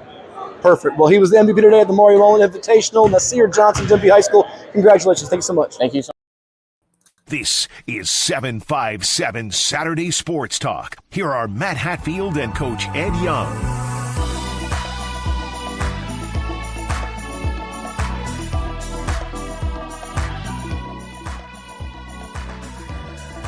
Back here on 757 Sports Talk, you heard from Nasir Johnson of the Denbigh Patriots, MVP at last weekend's Mario Mullen Invitational. It was a fun time out there last Saturday, Edward, as you had a couple of Smithfield Packers, Jaden Sharon, and, oh gosh, help me. Who's the other guy who played for you in the game? You don't remember the name because he played about 16 seconds. Jaden Cypress. That's right, Cypress. Sorry about that. I was having I'm getting old now. My brain was having a brain freeze. But good time out there. Yeah, I was a little perturbed about the Mario Mullen. And why were you perturbed? Well, again, I'm being prejudiced, but it's my players. They played about a minute and a half each, and they should have played more. And they're not the only ones. There's a couple other kids that, in those kind of games, you give everybody a chance to show why they deserve to be there. And then if you want to go for the win in the fourth quarter. But I'll just leave it at that. But it's a great cause. The people are absolutely fantastic to you and I. Yes. And I want to see that game continue to grow. Yeah, they mean well, no doubt about it. Yeah, it needs to keep growing because and hats off to the guys who did get invited, who showed up. Mm-hmm. Most of them did, which is really cool because a lot of times kids say they're coming to those kind of games and they don't, and it messes everything up. So good job for the fellows to be there. Yeah, for sure. No doubt about it. And by the way, also big thanks to David Glenn, Mike DeCourcy, by the way, who announced he's retiring from the Sporting News. We had him on the show, and then we put him into retirement. He's retiring. And Dan Bonner, you can't get three better in a row than that, giving us all the insight and the analysis and the perspective on college basketball. We tried for a bunch of others, by the way, that just obviously had other commitments. They couldn't come on. In fact, I want to read you. Fran Fraschilla wanted me to make sure I said to you, wish I could, but he's swamped with meetings and basketball stuff, but please send Ed my best. I'd say we might get him on after he's also doing the NIT, by the way, which features Auburn against Tulsa with our man Eric Conkle. We know Eric from many, many, many, many years, his days at George Mason as an assistant to Jim Larinaga, and then down at Miami before he became the head coach at Tulsa. And he's come on with us before too. So we might get Conkle on if they beat Auburn and Bruce Pearl's son, Stephen Pearl. Yeah, Eric. I know Eric from my days working the Tennessee camp when he was an assistant there under Buzz Peterson. So the connection is good. Eric's one of the best. Yes. He's one of the real true character guys in the business by far. I don't think he cusses. I don't think he took a candy bar from 7-Eleven in his life. No, that's only you. He's a pretty good dude. We got to definitely. And by the way, I tried to get Steve Lapis. Steve said, I owe you guys big. No question. He said, but I'm just swamped. So. Full disclosure, for those that wondered, the interview with David Glenn, some don't know, by the way. So I know it's the spoiler alert. Spoiler alert, it was recorded because David couldn't come on live. Again, a lot of people are at the Final Four. If, in fact, we're trying to effort getting on my partner, she has not hit me back. She was good to do it, but again, she might be getting to a place where she can get reception because it is zany out there in Phoenix.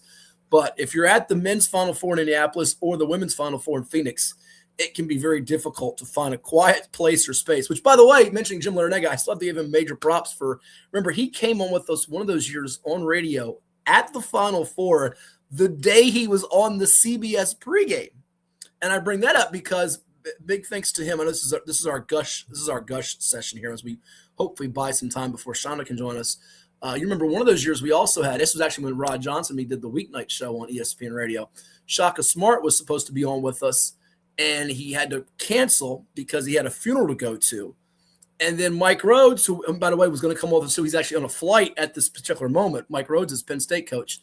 Shaka came on anyways because he said, I don't want to break my commitment. When I promise somebody, I'm going to come on. So big ups to him for that. We also efforted David Teal. He had a prior commitment, could not come on. Greg Maynard, basketball coach retiring at Albemarle, also had a prior commitment. He wanted to come on. Thanks for the invitation. We'll get Ed's take on some of his retiring coaches in just a bit. But now we are delighted to be joined as she's with us. Oh, look at this. In Phoenix, Arizona, my partner on the ODU women's basketball broadcast, former Lady Monarch standout, 1,000-plus points playing for Wendy Larry out there. Shauna DeBerry from Phoenix at the women's basketball Final Four. Shauna, can you hear us? I can. Can you hear me? We can. Thank you for coming on. I'm sure Ed's going to pepper you with some hard-hitting questions here in a moment. But first and foremost, what's it like to be at the Final Four? I know you've been at many of them. In fact, you were, correct me if I'm wrong, you were a grad assistant, right, when ODU went to the Final Four back in the 90s against Tennessee? Yes, and that was that was an awesome experience in itself. Being there and being one of the teams on that stage and getting that experience for sure. Awesome. Do me a Back in favor, the '97. camera a little bit so we can see a little better because now we've got Okay. Are you able to see me? Yeah, perfect. Can you see me now? Perfect. Thank Okay. you. Yeah. Awesome. So you were there last night and at the Final Four. I know you were telling me your mom texted you. You didn't see all that had happened on the sideline, but we don't want to spend a whole ton of time. But what's it like? Because those are four of the best teams in the country, all one seeds 2 years in a row, with UConn, the defending champ, South Carolina, who's won championships before, Texas with a coach and Vic Schaefer, who's won the championship before, and with this UCLA team trying to get the gold under Corey Close with a great player inside and Lauren Betts. It had to be pretty intense in there, and those games were all kind of hanging in the balance going into the fourth quarter. Certainly.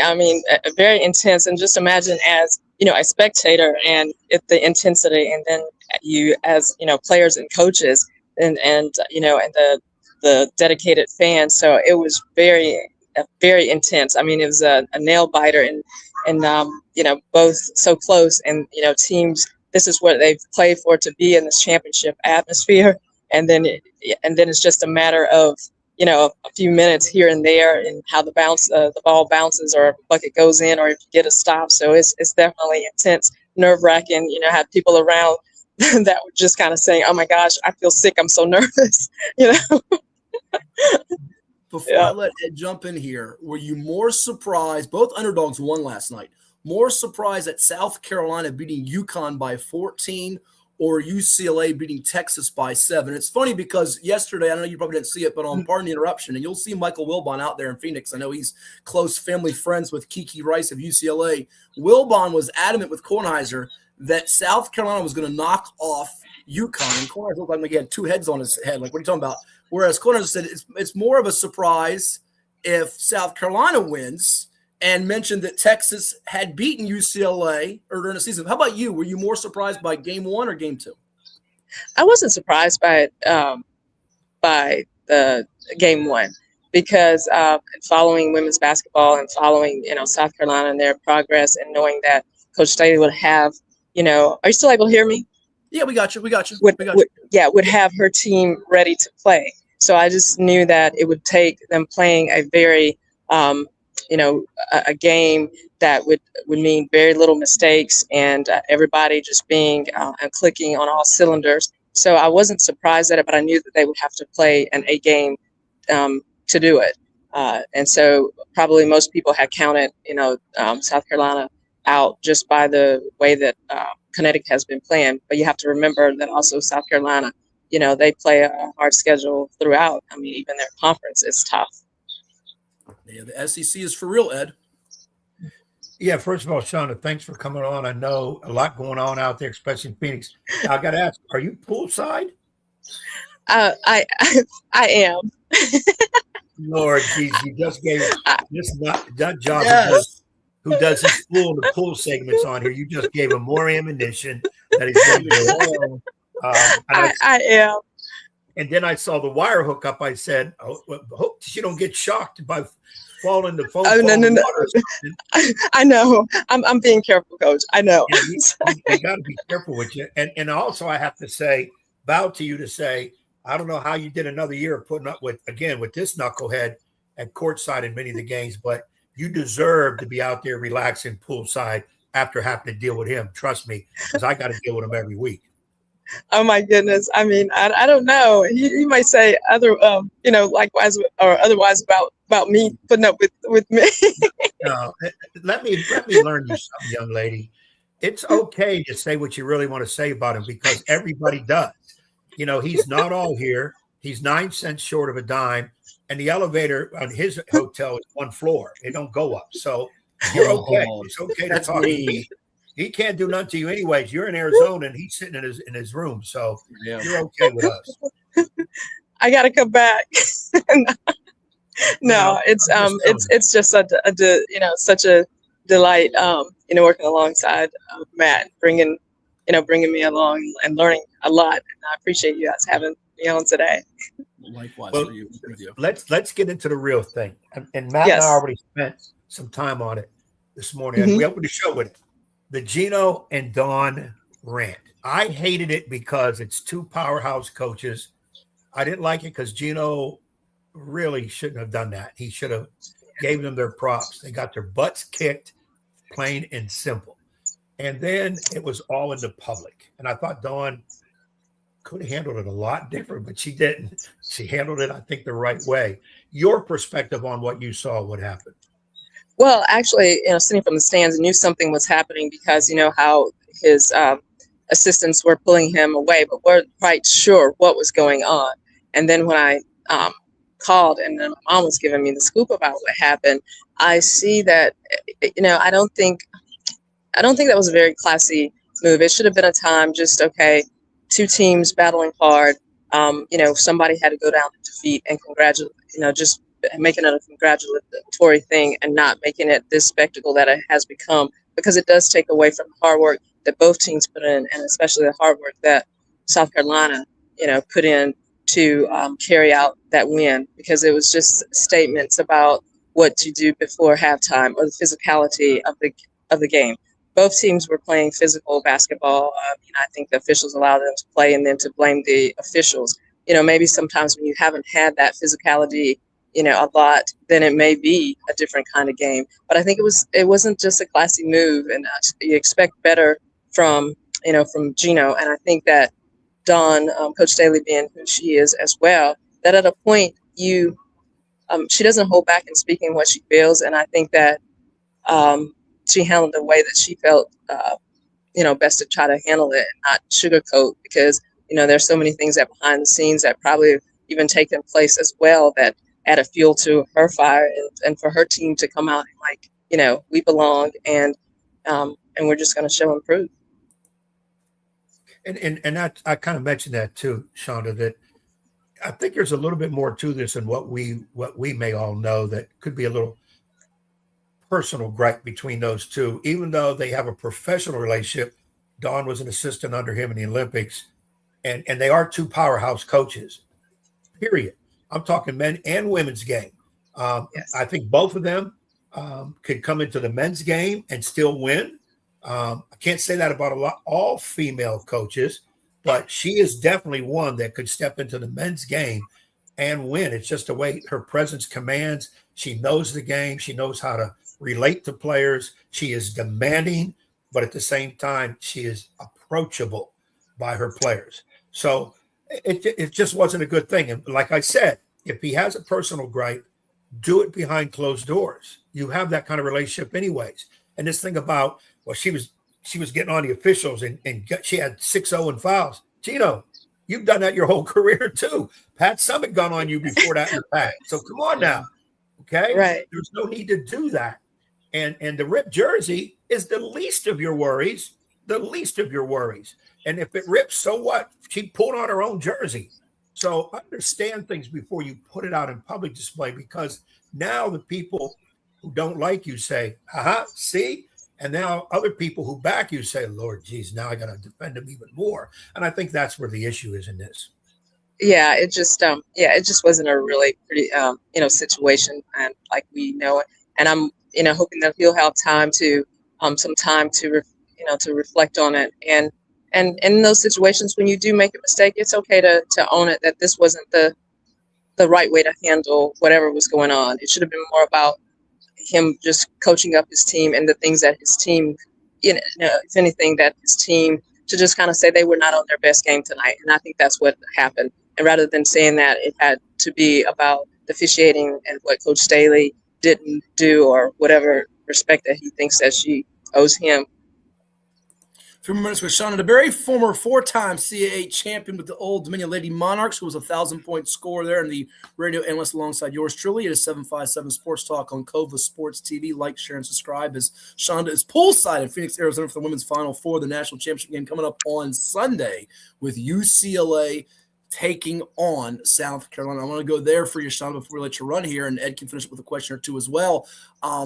It's interesting to me, I think even more fascinating in some respects than how UConn follows up on the men's side, what it did from its 19-point comeback against Duke as they prepare for Illinois today in the men's Final Four, because you have that less than 48 hours turnaround for South Carolina off this emotional monumental win over UConn to play this UCLA team, which won a rock fight last night. You were there for it. It was a hard-fought game, but it was not a pretty game with what UCLA did to Madison Booker. Lauren Betts inside was great, but give me your assessment of what you've seen from UCLA and South Carolina. South Carolina's the favorite, but both Ed and I said this morning, we are leaning with UCLA right now. How about you? Well, I'm leaning with South Carolina because I think that they again will be ready. They'll be on the scout and how to handle what Lauren Betts brings and their guard play. And I think that they've Coach Staley's been there before and just that experience too. But knowing on the other side, that Coach Close, how great she is with what she does. So I think that it should be another great game. But I look for South Carolina to be able to, with their weapons and the way that they're really playing, very poised to be ready to come out and really challenge UCLA and keep Betts in check. I think they're going to work to play some lockdown defense. And if they do anything like they were able to do in their first game, I think they will be, successful. Yeah, Ed, there was an interesting stat last night during the game. I don't know if Shonda knew about it. She was watching it live there, but on the telecast with Ryan Rucco and Rebecca Lobo, South Carolina, I think, was 9 for 9 on shots off the pass to start the second half. And their transition game got them some buckets. As you know, we've done so many of these NFHS championship games. When you have a big player, be it a women's player or a men's player in the post, I'm fascinated to see, Ed, how this game is played for Dawn Staley if she wants to play in transition or half court against Betts, who was such the game changer on the inside for UCLA. Well, yeah, I would think that they got to come up with a plan to slow her down. And one of the ways to do that is get up and down, make her have to run the entire floor, the entire game, limit her touches. I agree. South Carolina, with Shonda, I agree. South Carolina can win this, no question. I think UCLA, girl for girl, is a better team. But, they're coming off this high with the UConn win, and let's see if that's going to fuel them, even though we do know once they throw the ball up, it's all about execution. Can't go with adrenaline or Geno yelled at us, so let's go out and beat everybody.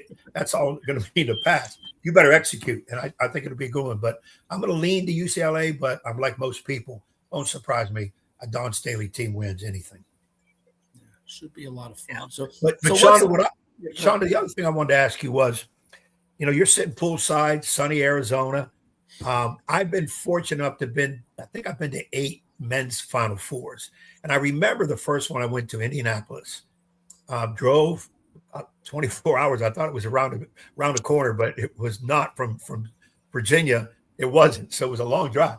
But I was amazed. It's such an event, not just the games, but it's the Coaches Association meetings, and there's celebrities walking the streets. The town puts on all kind of displays. It was an event that I've said to many people, still do, and I do want to get back. I'm hoping to go next year.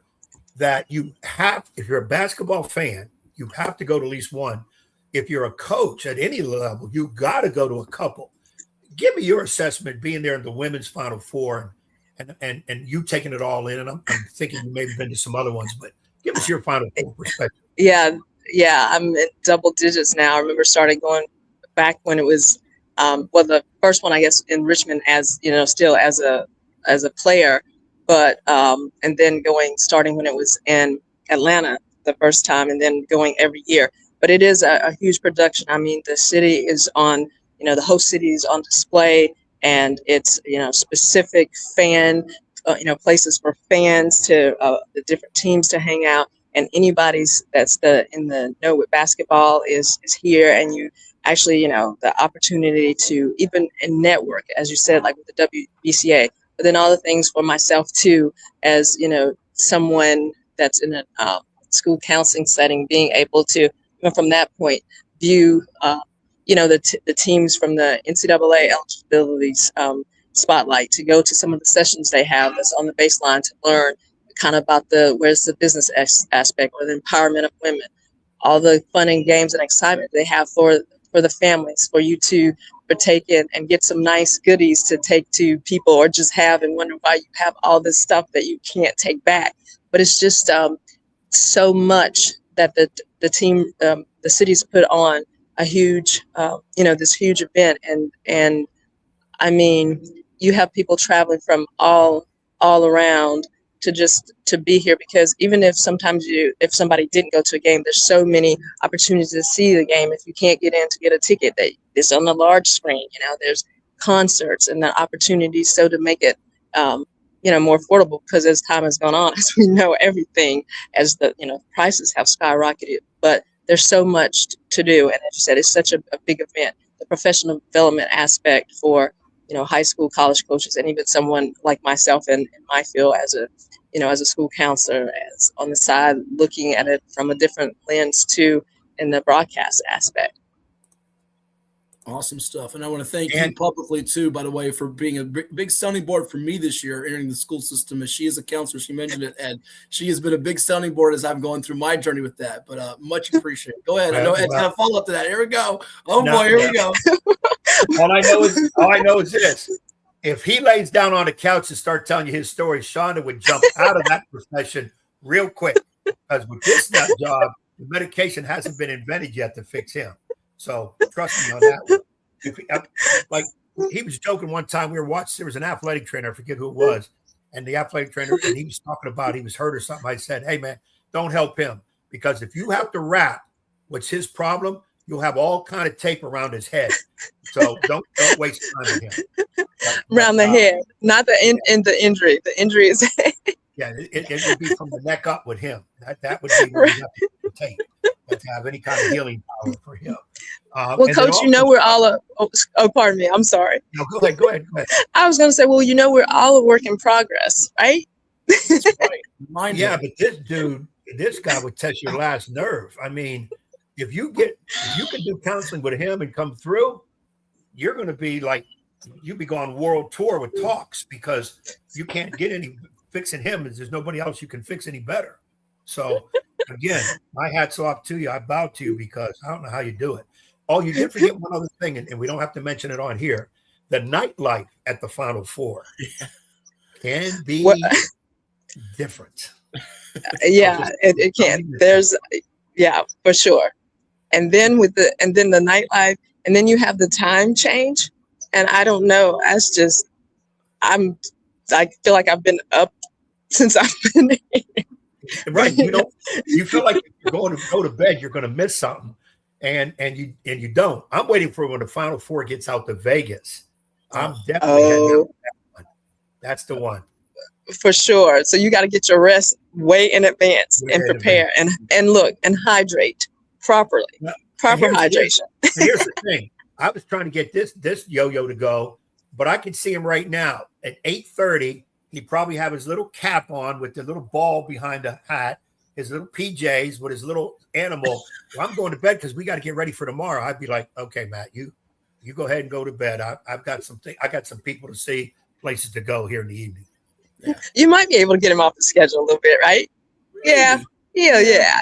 I think I can be prodded from time to time. Yeah. Hey, we thank you, even with the 2-hour time gap, and we dealt with the 1 hour, even going to Pensacola just last month, but it can throw you off. But with the 2-hour time gap out there in Phoenix, thank you so much, and look forward to catching up with you again here soon. Shauna DeBerry, poolside in Phoenix, and make sure you give me some videos we can use on the show, some pool videos. I know that'll keep Ed juiced up the whole summer. We'll love that if you do that for me. Yeah, it's been great catching up with with alumni too. So that's really been awesome. Yeah. That's here. Yeah. So yeah, I did see some pictures on Facebook yesterday with the Bowmans, Jerry and Judy and Wendy, Larry, and some folks. So definitely say a little. Yeah. So yeah. Well, go Monarchs. Go. That is the former 1,000 score. We'll make you a regular guest from time to time and get some stories from your playing days too, as well as the broadcasting stories. And Ed will pry some stories out of you, I'm sure, as well. But enjoy the time out there in Phoenix and the game tomorrow, and we'll talk again down the road. I'll just say all right, thanks so much. I'll end my part to say this. I have no problem watching Shonda poolside. Okay. It's my problem is Matt Hatfield poolside Shonda. That is scary because you got to put away the kids and the dogs, because when he's poolside in his Speedo, it's not a good sign. I don't do the Speedo. No. Maybe together. Maybe us together. No. There you go. Shonda, thanks so much. Enjoy the time out there. We'll talk again soon. Safe travels. Thanks so much, Matt. Thanks, Coach. Appreciate it. Bye-bye. Our guest here on 757 Sports Talk on Cova Sports TV. She's a treat, doing a great job out there in Phoenix, giving us the insight. And she had some good answers to those questions there. She's leaning with South Carolina tomorrow coming up in the game. And that could be a really good game tomorrow. You know, the last championship was not a close one. It was much anticipated. And, of course, the 2 ones before that, Iowa fell short against LSU and Kim Mulkey, who can wear some crazy outfits, as we well know, and against South Carolina, who got revenge from the year before losing in the national semis. Some of these upsets have happened in the national semis at Final Four rounds when the upset happens. We've seen a couple years Geno lost to Mississippi State, Notre Dame. Iowa knocked off South Carolina one year in the Final Four game.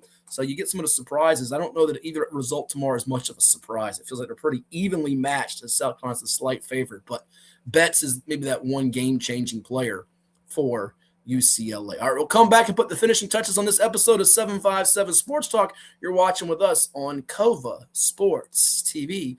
Back in just a moment after we hear from those that make it possible. What makes a life a good one? Is it our adventures? Or the friends we find along the way? Is it the challenges we conquer together? Maybe it's the people's lives we touch every single day.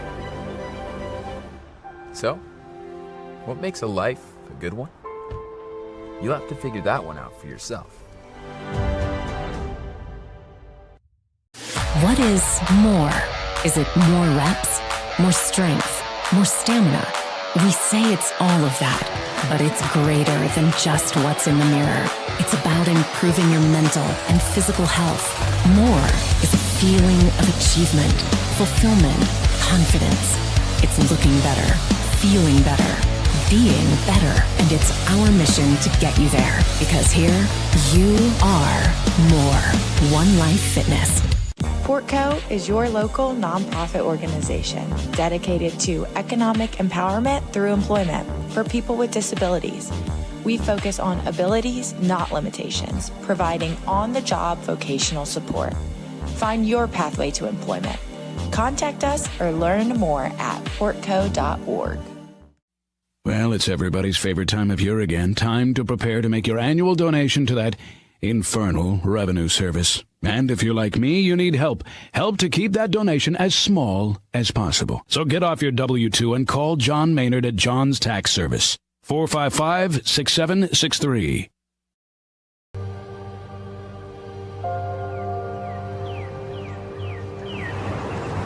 At Rush Soccer, our love of the game and the community we create doesn't stop when we leave the pitch or when the season ends.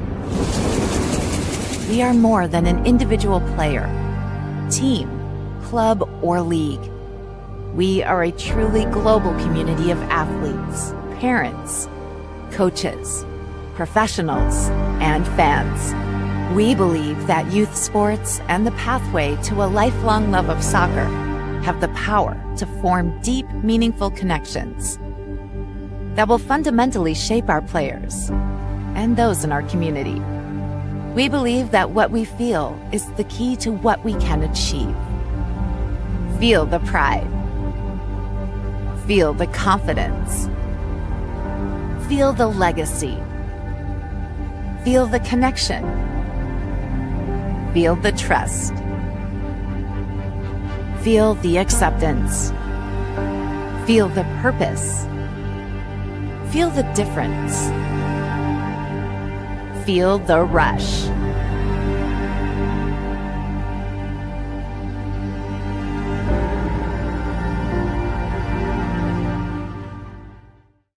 At Atomic Wings, we prioritize real chicken with fresh, all-natural, never-frozen ingredients, all packed with serious flavor. Order from over 15 awesome flavors at atomicwings.com.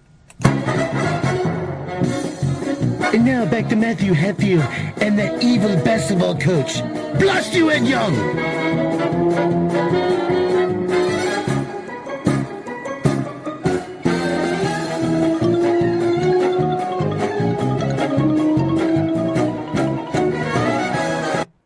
And welcome back to 757 Sports Talk, powered by Cova Sports TV. Like, share, and subscribe, and interact with us wherever you may be on this Easter weekend, Final Four weekend, national championship game Monday night.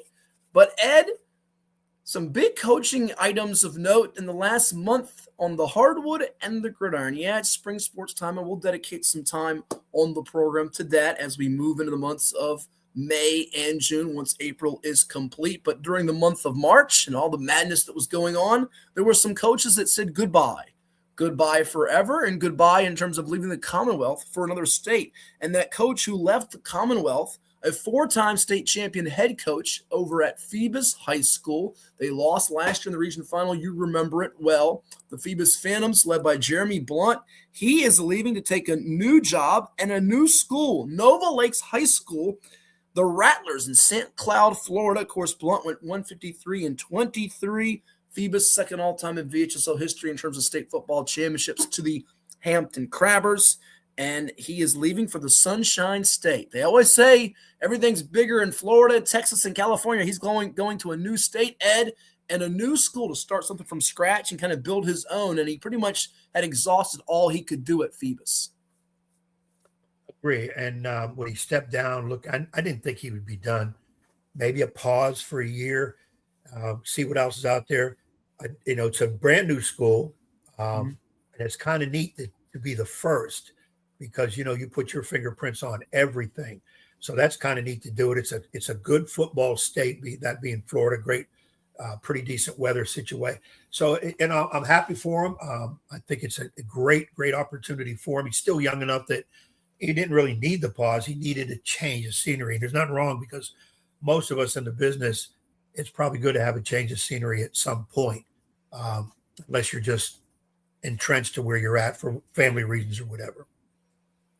$184 million facility, 46-acre campus in St. Cloud, Florida. They're going to spend the first years as an independent before becoming a 7A classification school in 2028. You heard that right, Virginia football fans, 7A. We have 6 classes. People complain about it all the time. 7A in Florida for Jeremy Blunt. Going to Ed Sport, the hardwood, where, in fact, another one of his compadres has said, I'm hanging up the big whistle for good. There he is talking with Coach Young last summer at the VA Live in Springfield. Billy Pope at Northside High School in Roanoke, 46 years coaching, 40 as the head coach of the Vikings out there at Northside High School, 680 wins, 4th highest in VHSL history, and his 17 district titles, 8 regional crowns, 3 state championships. I think you or I have been on the call of all 3, or together we've been on 2 or 3 of the calls of those championship games. It's over for Billy Pope as he has stepped down and retired from coaching at Northside. I know you're going to miss this guy. Yeah, I hated to hear this one because Billy still got a lot of excitement. He's still got a lot of kid in him. He does a great job with players, relates so very well. He wins. I hated to see it. I know our time comes at some point. I know mine will be at some point sooner than later, but I just hated to see Billy step aside, and we got to keep him involved in the business, maybe through the Coach Association, BCAF, because he has a lot to offer. And like I said, he still has a whole lot of energy, and what a career, just a tremendous career. And he did it the right way. So I wish him well in retirement, but Billy, don't go too far away because we still need you. Yeah, I'm glad they renamed the gymnasium at Northside the Bill Pope Gym in 2019 in recognition of his accomplishments there at Northside High School. Certainly well-deserved for him there. And speaking of another one of the greats, 600-plus wins, you'll be amazed to know this. Back at Bridgewater College, back in the day, this guy, Billy Pope, was a basketball teammate, 1978-79, of this guy, Greg Maynard, who was retiring as the head basketball coach at Albemarle High School in the Charlottesville area, 45 years on the sideline, 37 at Albemarle as the head coach of the Patriots. He spent 39 years in the classroom, Ed, health and physical education drivers, Ed. He retired from the classroom, stuck on for a few more years coaching, and now the 67-year-old Greg Maynard calls it a career. What a career it was with all the wins that he had at Albemarle, 639 of them. He made the state tournament 8 times, 15 district or conference titles. He never won the big one, but boy, did he lose some heartbreakers. Twice to LC Bird in games that we called on the NFHS network. The state semis at Hampton University to Bird. The state semis he lost to Bird on a buzzer beater. And then the championship game we called last year at VCU to Green Run on Cassidy Jackson's coast-to-coast layup. Hate to see him go, but now he'll spend some more time with the grandkids, the first family of basketball. You call them the Maynard family, with all the brothers and, of course, his son's coach. And by the way, in the background, there's his son, Drew, who I think might be the heir apparent. He would be a perfect replacement if there's going to be one to follow in his father's footsteps. He's the guy best equipped, in my opinion. Another guy, different personality than Billy Pope, but Greg he's a good dude too, and he relates well with the players, knows his stuff. Great game coach.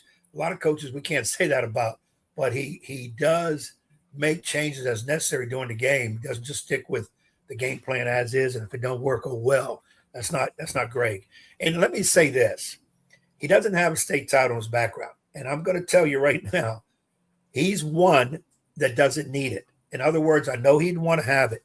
But this dude right here has more cachet, more knowledge, more whatever than I know of guys who have 1, 2, and a couple that have 3 state championships. This dude I would take in a heartbeat over all those guys. And you don't label greatness on just winning a championship. It's a whole body of work, and this man has done it from day one to day end. And I'm feel bad for him that he doesn't have that, because we all coach for that reason, is to eventually win the big one. But trust me, this guy is in no way, any shape or form a failure in this business. He's an icon. He's one of the leaders, one of the all-time leaders. And again, another guy that we need to keep involved in the profession, because he still has a lot to offer. Yeah, Maynard, Pope, maybe get them involved with the BCAV and do something on that front. And Jeremy Blunt leaving the Commonwealth on the gridiron for Florida. So that's going to do it for this episode of 757 Sports Talk. It was all kinds of fun. He puts the finger up, which means he has something else to get off his chest before he bids adieu. A couple local guys, and I mean, there'll be some other ones. It looks like Eric Johnson will not be at Grassfield anymore. He will be a new assistant coach with Dave Macedo over at Virginia Wesleyan. Correct. And another Chesapeake school will be looking for a head coach, I understand.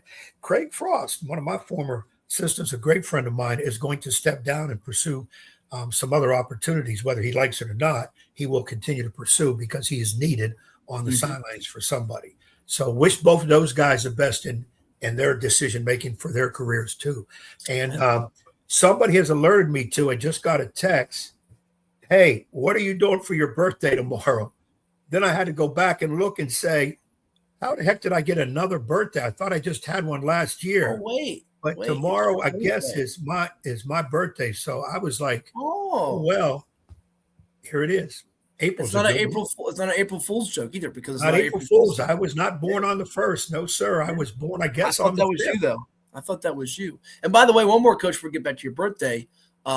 You mentioned Eric Johnson, Grassfield, departing from Virginia Wesleyan. Craig Frost, your former assistant JV coach at Nans, whenever, who's leaving Deep Creek. Levi Wall announced it on social media that he is stepping down at Granby.